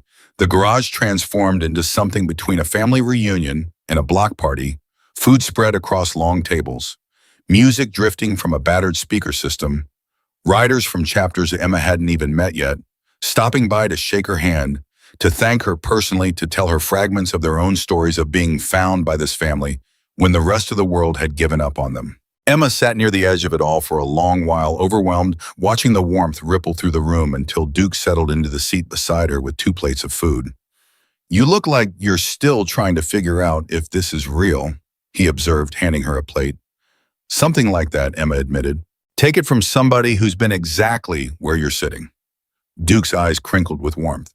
38 years ago, I sat in a garage just like this one, positive the whole thing was going to disappear the second I let myself believe in it. Kept waiting for the catch. Did you ever find one? Nope. Duke smiled. Still waiting, if you can believe that. Some things really are exactly what they look like. Emma managed a small laugh, some of the tension finally beginning to unwind from her shoulders. I keep thinking about how close I came to not helping that night. If I'd stayed hidden under that overpass, none of this would exist. Victoria would have... She stopped, unable to finish the thought.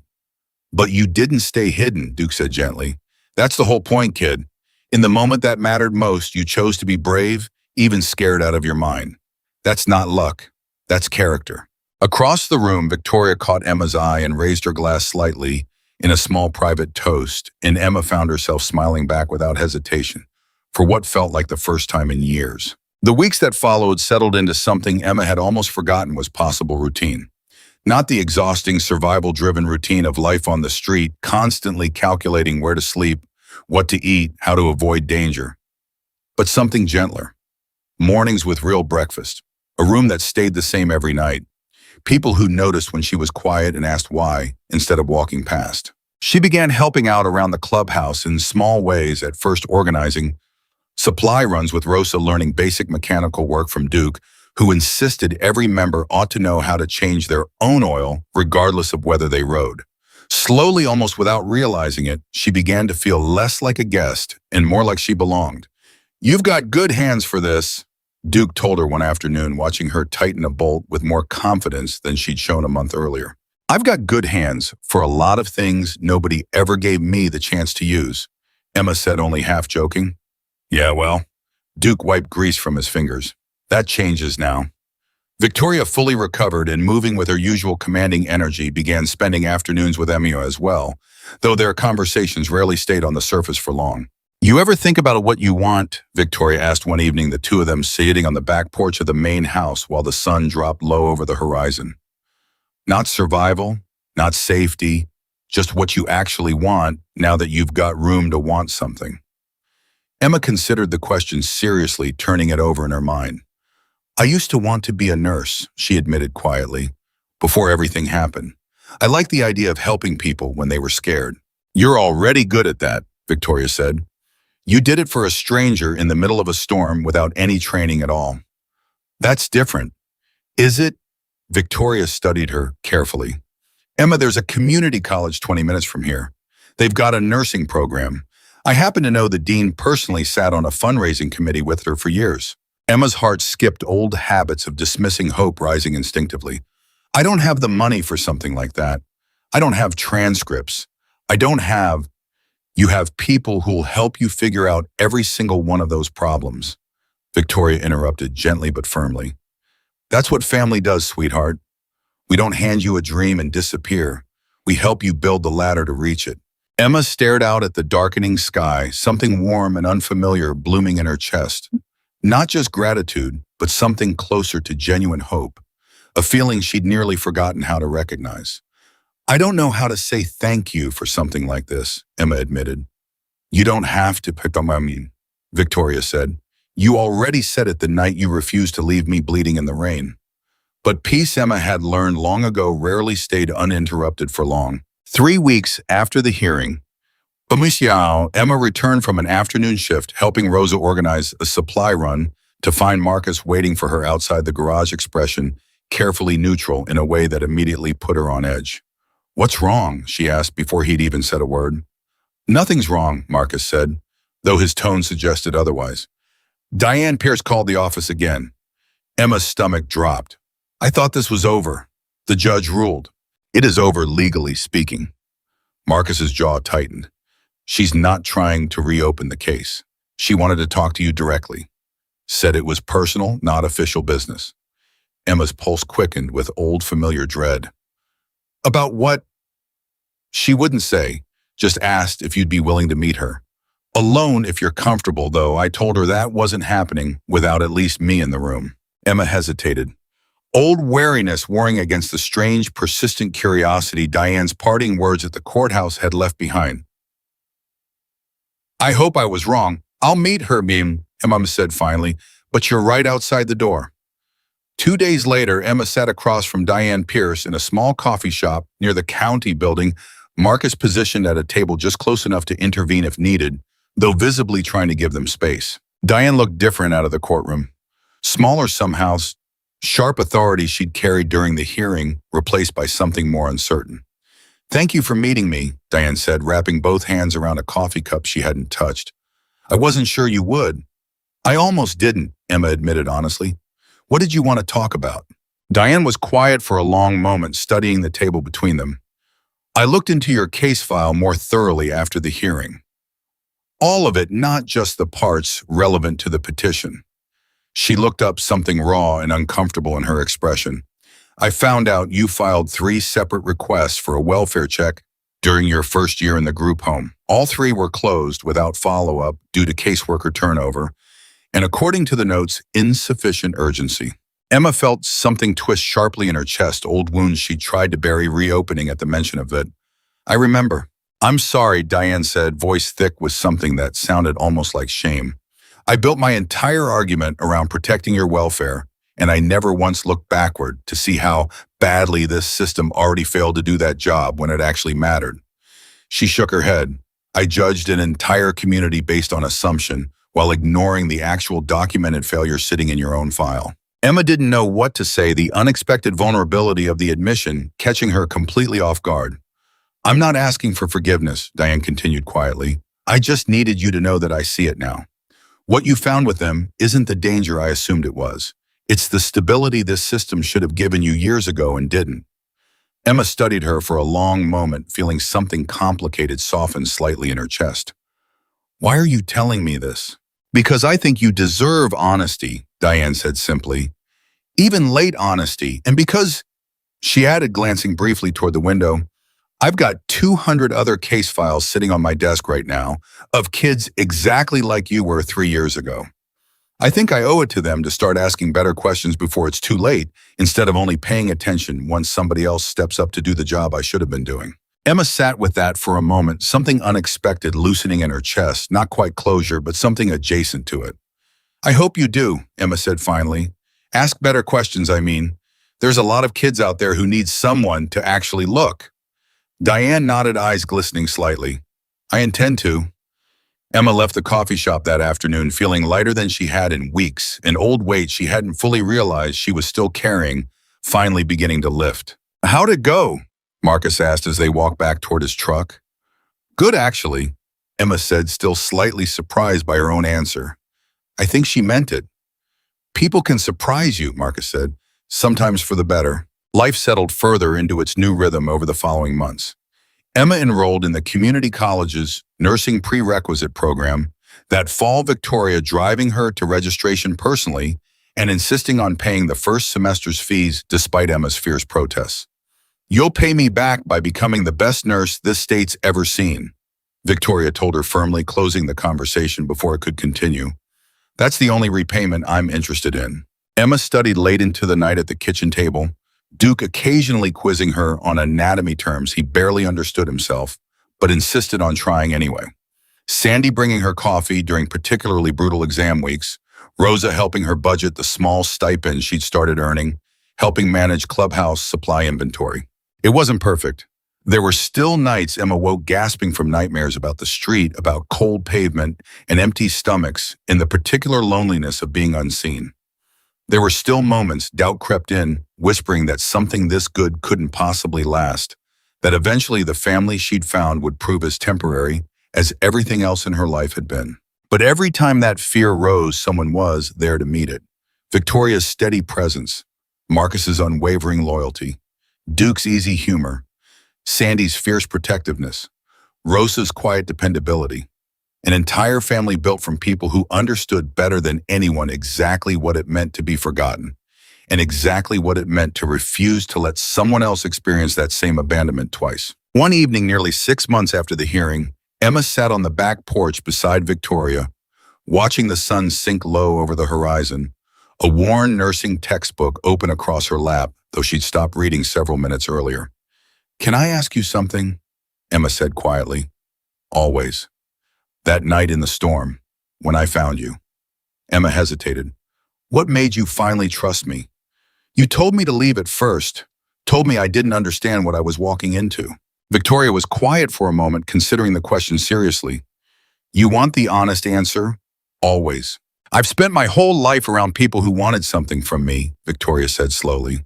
Respect, money, protection, status.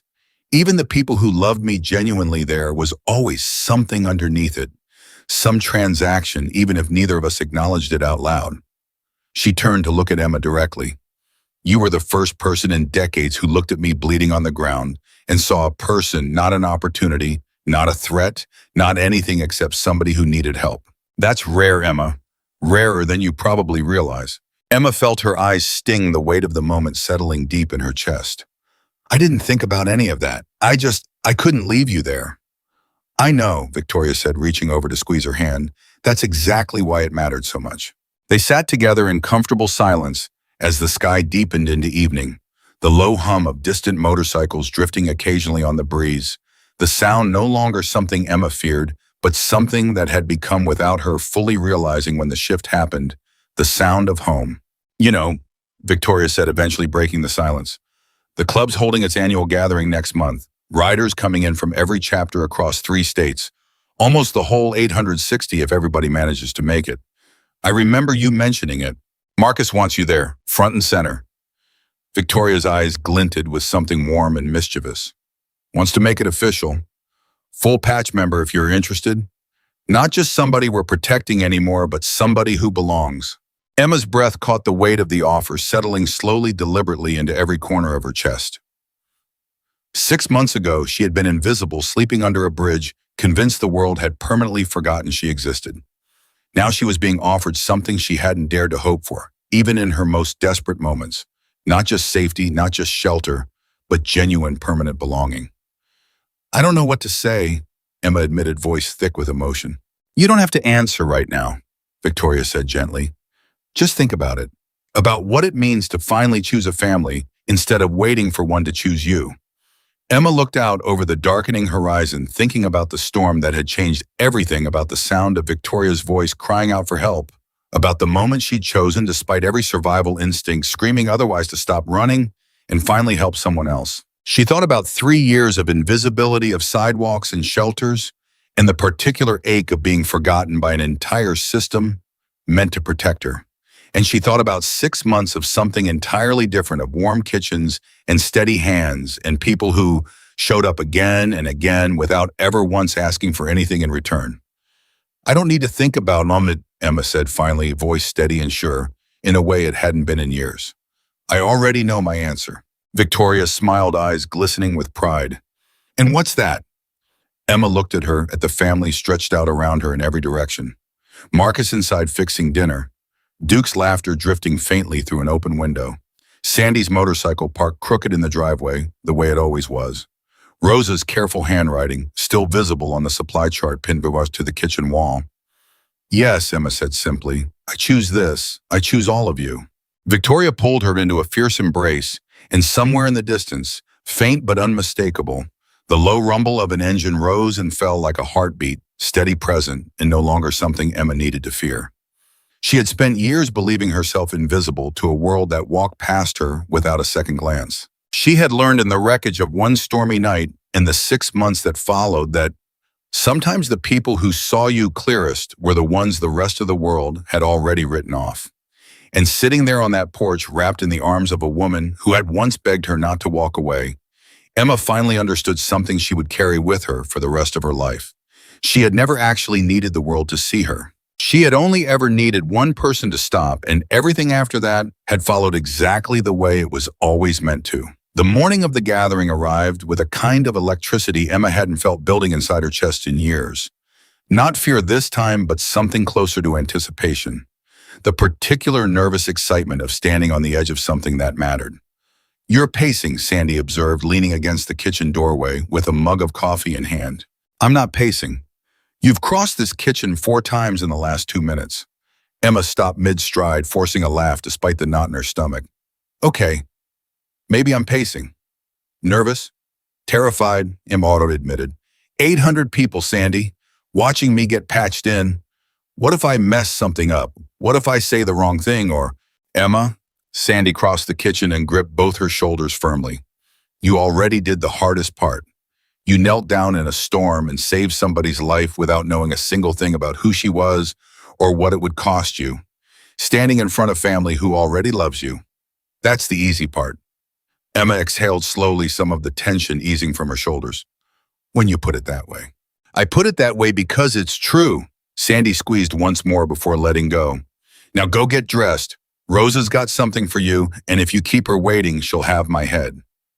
Rosa was waiting in the small guest room that had become over 6 months unmistakably Emma's own. A worn leather vest laid carefully across the bed. No patches yet, blank and waiting.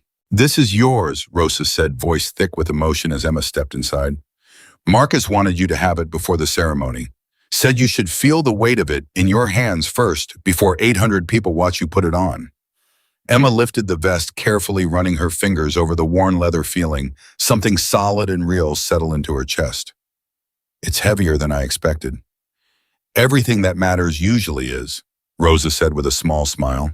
By early afternoon, the property surrounding the main clubhouse had transformed entirely.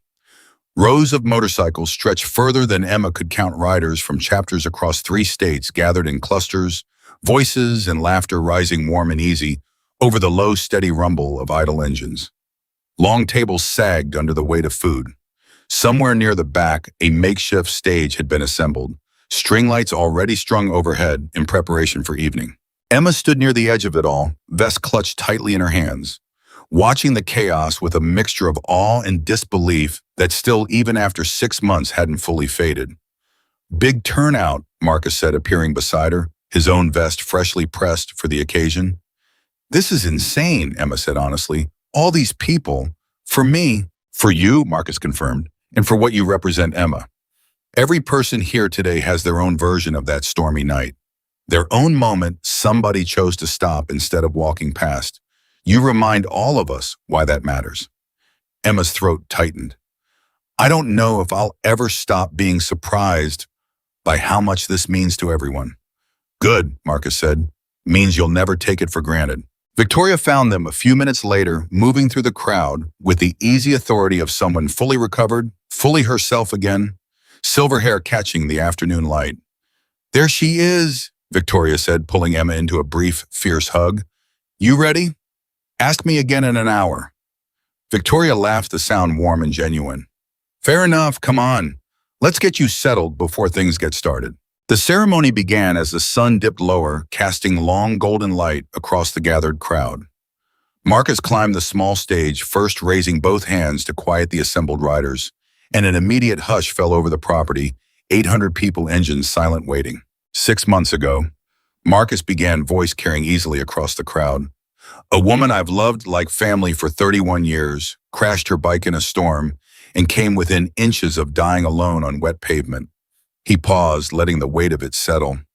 She didn't die alone because a homeless teenager with nothing to her name, no obligation to help, every reason in the world to keep walking, chose instead to stop.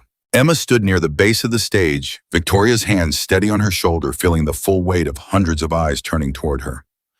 That girl, Marcus continued, spent 3 years invisible to a system that was supposed to protect her. 3 years nobody looked hard enough to find her. It took us 2 days. His voice roughened slightly. 2 days because when this family decides somebody matters, we don't stop looking until we find them. A murmur of agreement rippled through the crowd, low and fierce. She fought a caseworker who tried to take away the first real home she'd had in years. She stood in a courtroom and told the truth even when it terrified her. And she chose freely without anybody forcing her hand to become part of this family, the same way this family chose her the second we learned her name. Marcus turned, extending a hand toward Emma. Emma Whitaker, come on up here. Emma climbed the small stage steps on legs that felt unsteady, vest clutched against her chest. The eyes of 800 strangers turned family fixed on her with warmth she still hadn't fully learned how to accept without flinching. You ready to make this official? Marcus asked quietly, just for her. I think I've been ready since the night I met you in that alley, Emma admitted. Marcus smiled, then turned back to the crowd, raising his voice once more. This family doesn't hand out patches lightly. You have to prove you understand what loyalty costs and what it's worth. Emma proved that before she ever even wore our colors. He held up the vest Emma had carried up with her. Emma, on behalf of every member standing here today, I'm proud to welcome you as a full patch member of this family. The moment Emma pulled the vest on over her shoulders, the crowd erupted, engines roaring to life in unison. A wall of sound so powerful Emma felt it vibrating through the stage beneath her feet, voices cheering, fists raised the entire property alive with celebration. Victoria climbed the steps to join her, pulling Emma into a fierce embrace as tears streamed freely down both their faces. "Welcome home," Victoria whispered. "I am home," Emma said, and for the first time the words didn't feel like a hope or a hypothetical. They felt simply unshakably true.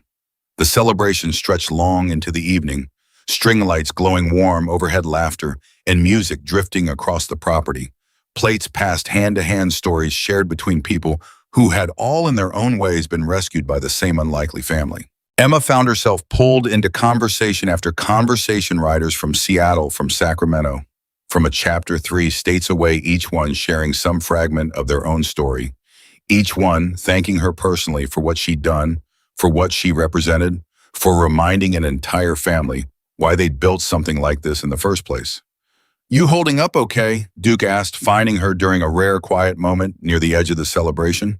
"Better than okay," Emma admitted, watching the warm chaos stretch out before her. "I keep waiting to wake up. This still doesn't feel completely real." "It's real," Duke said simply. "Sometimes the best things take longest to feel real because we spend so long believing we don't deserve them." Emma considered that something settling quietly into place inside her chest. "I think I'm starting to believe I do. Deserve it, I mean." "Damn right you do, Otkuso," Duke said, clapping a gentle hand on her shoulder before wandering back toward the food tables. Later that night, after most of the crowd had begun settling around fires scattered across the property, Emma slipped away for a few minutes alone, walking toward the quiet edge of the field where the noise faded into something softer.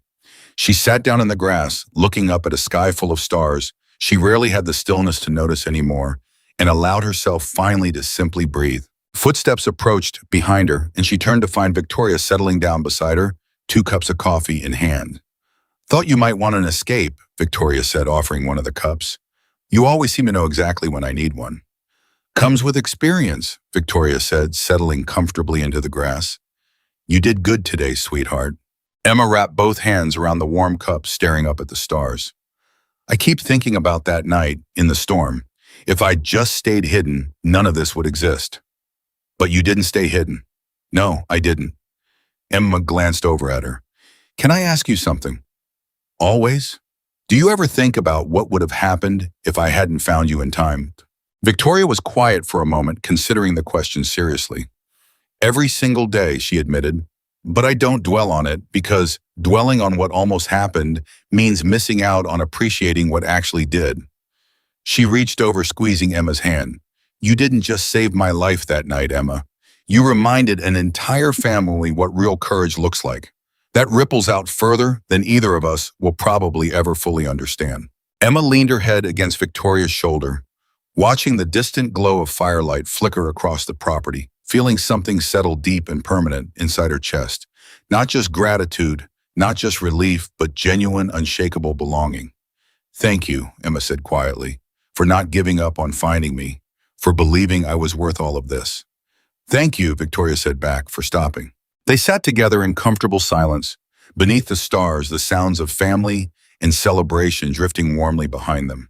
And Emma understood more clearly than she ever had before that this exact moment, this exact family, this exact sense of finally belonging somewhere was worth every hard year it had taken to reach it. The months that followed carried Emma steadily forward into a life she had once believed impossible. She finished her first full year of nursing prerequisites with grades strong enough to earn a scholarship Victoria insisted she apply for, despite Emma's persistent disbelief that she'd actually qualify. She did qualify. The acceptance letter arrived on an ordinary Tuesday afternoon, and Emma read it 3 times standing in the kitchen before the reality of it fully landed. "I got in," she said, voice trembling, as Marcus and Duke looked up from the kitchen table. "Of course you got in," Duke said, like there had never been any doubt. "Told you those anatomy quizzes weren't wasted on me." Marcus rose immediately, pulling her into a proud, fierce hug. "Vicky's going to want to hear this the second she's back from her ride." Victoria did want to hear it, insisting on a celebration dinner. That same night, the whole close circle of family gathered around the table, Marcus, Duke, Sandy, Rosa, raising glasses in Emma's honor. As she sat at the center of it all, cheeks flushed with a happiness she still occasionally couldn't quite believe was hers to keep. To Emma, Victoria said, raising her glass, who reminded all of us that the smallest person can carry the biggest courage. To Emma, the table echoed, and Emma felt tears prick at her eyes, overwhelmed once again by the sheer persistent generosity of people who had chosen her again and again without ever once asking for anything back. But even amid the warmth of that new life, Emma never forgot where she'd come from. She began volunteering regularly at the same shelter where Ruth had once handed her a warm cup of coffee on a rainy night, showing up every week to serve meals, to sit and talk with people who reminded her painfully and clearly of exactly who she used to be. "You didn't have to keep coming back here," Ruth told her one evening, watching Emma ladle soup into a young man's bowl with practiced gentle efficiency. "I wanted to," Emma said simply. "Somebody showed me kindness here once when I had absolutely nothing. Felt wrong not to pass that forward." Ruth's eyes softened. "You've changed, since I first met you out on that sidewalk." "I hope so," Emma said. "I hope I never forget what it felt like before, though. I think that's the only way to make sure I actually see people instead of just walking past them." One particular evening, nearly a year after the crash that had changed everything, Emma noticed a young girl sitting alone near the edge of the shelter, knees pulled tight to her chest, eyes hollow with the exact same exhaustion Emma remembered carrying herself. She approached slowly, careful not to startle her, and crouched down to meet her eye level. "Hey, mind if I sit?" The girl eyed her warily. Why? "Because you look like you could use some company. No pressure, though." The girl studied her for a long moment before shrugging, and Emma settled down beside her, offering a warm bowl of soup she'd been carrying. "What's your name?" Emma asked gently. "Chloe," the girl said quietly, accepting the bowl with trembling hands. "I'm Emma. I used to sit exactly where you're sitting, Chloe. Not that long ago, actually." Chloe's eyes flickered toward her, surprised. "You did?" "3 years on and off," Emma nodded. "Slept under an overpass most nights. Learned which shelters closed their doors early and which ones didn't ask too many questions." "How'd you get out?" Chloe asked, voice small. Emma considered the question carefully, memories of that stormy night rushing back and all at once. Victoria's desperate cry, the weight of the motorcycle, the decision that had changed absolutely everything. "I stopped running long enough to help somebody who needed it," Emma said finally. "Turned out that decision changed my whole life in ways I never could have predicted." Not easy," Emma corrected gently, "just necessary. And honestly, Chloe, it wasn't really about that one moment.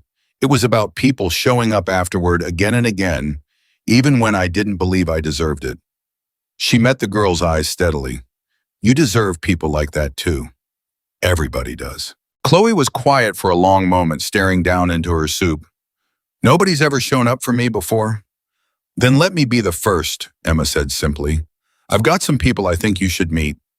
2 weeks later, Chloe sat nervously in the clubhouse kitchen, Duke sliding a plate of eggs in front of her with the exact same easy warmth he'd once shown Emma. Sandy pulling up a chair to ask about her day like it was the most natural thing in the world. "They're all like this," Chloe whispered to Emma, wide-eyed. "This nice?" "Every single one," Emma confirmed, smiling as she watched the family she'd found wrap itself without hesitation around one more forgotten kid who desperately needed somewhere to land. Victoria caught Emma's eye from across the kitchen. Something proud and knowing, passing between them, and Emma understood with sudden and overwhelming clarity exactly what Victoria had meant read all those months ago, so about ripples extending further than either of them could have predicted. She hadn't just saved one life in that storm. She had started something that refused to stop growing. As the second year of Emma's nursing program began, life continued its steady, hard-won rhythm. Early mornings spent studying before shifts at the local clinic where she'd started as a volunteer aide, evenings spent at the shelter, helping Ruth serve meals, weekends reserved whenever possible for the family that had built itself around her one storm-soaked night at a time. Chloe had settled into her own space within the club's wider circle, staying with a family connected to the Portland chapter, slowly rebuilding trust the same painstaking way Emma once had. She visited, often gravitating naturally toward Emma, the way someone clings to proof that transformation like this is actually possible. "Do you ever miss it?" Chloe asked one afternoon, the two of them sitting together on the same back porch, where Emma had once made her choice to stay. The old life, I mean, not the bad parts, just the simplicity of it. No expectations, no fear of losing something good. Emma considered the question honestly. Sometimes, she admitted, there's a strange kind of safety in having nothing because you can't lose what you don't have. But I wouldn't trade this for that. Not for anything.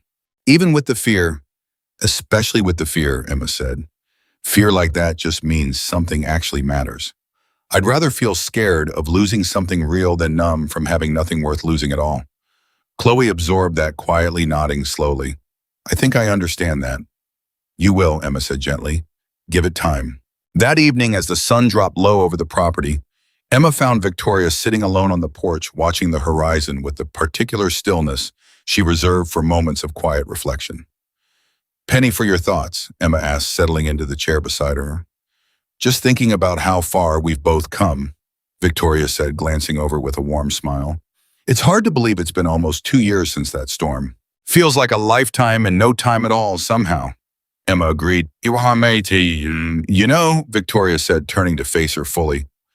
I've been doing this a long time, watching people come and go, watching this family grow and change, but I don't think I've ever seen anyone transform quite the way you have. Emma felt heat rise in her cheeks. I had a lot of help. You did, Victoria agreed. But help only works if somebody's willing to accept it, willing to do the hard work of actually healing, instead of just surviving. That part was always you. Emma looked out over the property, watching riders move between garages, hearing laughter drift from the kitchen, where Duke was undoubtedly making a mess, trying to teach someone new how to properly season a pan. I used to think being invisible was safer, Emma admitted quietly. Nobody could hurt you if nobody ever really saw you. And now I think invisibility was just another kind of hurt, Emma said. Just quieter, slower. I didn't understand that until I finally let myself be seen. Victoria reached over, squeezing her hand firmly. And look what happened when you did. Emma smiled, watching the golden evening light stretch long and warm across the property she now called home. Yeah, look what happened. 3 years after that stormy night, beneath the overpass, Emma stood in a small, sunlit hospital room.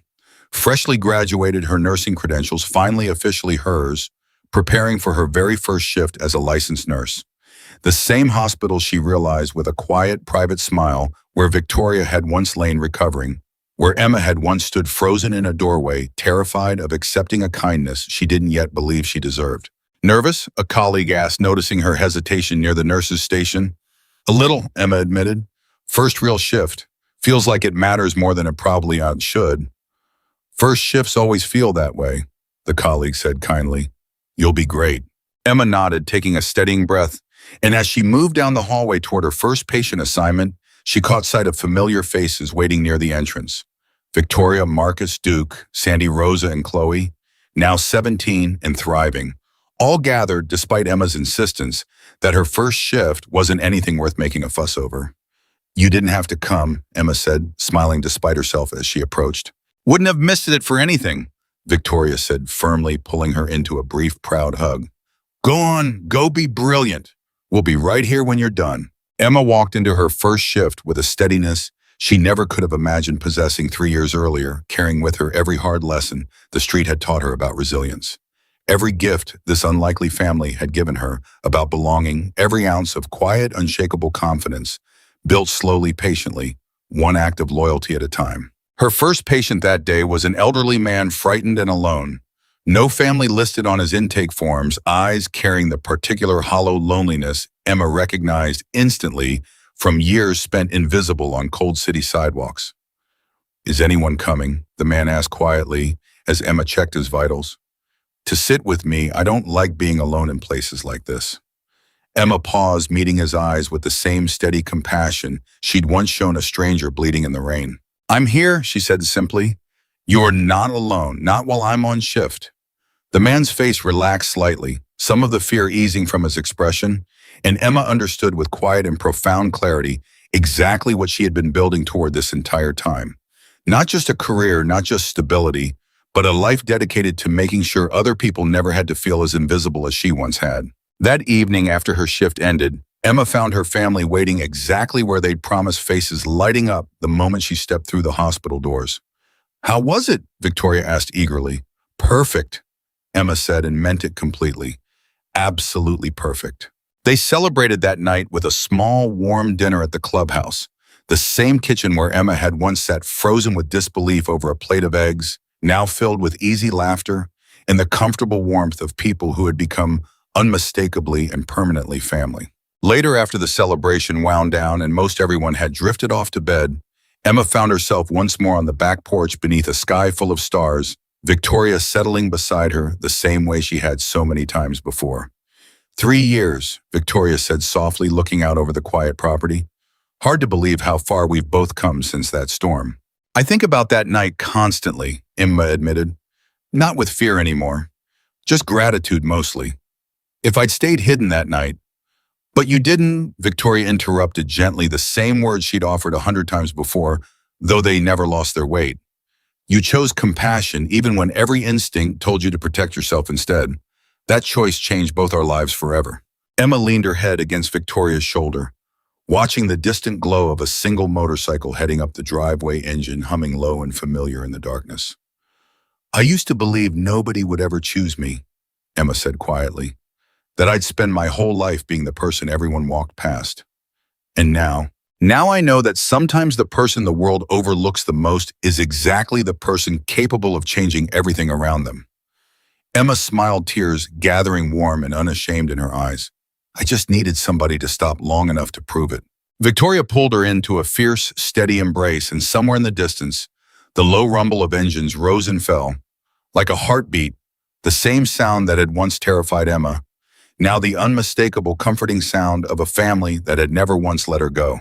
Emma Whitaker had spent 3 years believing herself invisible, forgotten by a world too busy or too indifferent to notice a girl slowly disappearing beneath its weight.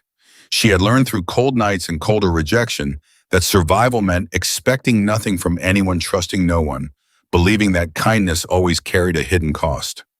She had been wrong. On one stormy night beneath a Portland overpass, a homeless teenager with nothing left to lose made a choice that would ripple outward far beyond anything she could have imagined, through a hospital room, through a courtroom, through 860 motorcycles thundering down a city street in unwavering solidarity, through a shelter full of forgotten kids, finally shown that somebody somewhere was willing to stop.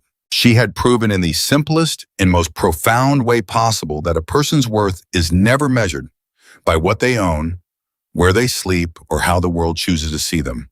It is measured only by the courage they carry in the moments nobody else is watching, and by their willingness, even when broken, even when afraid, to reach out anyway.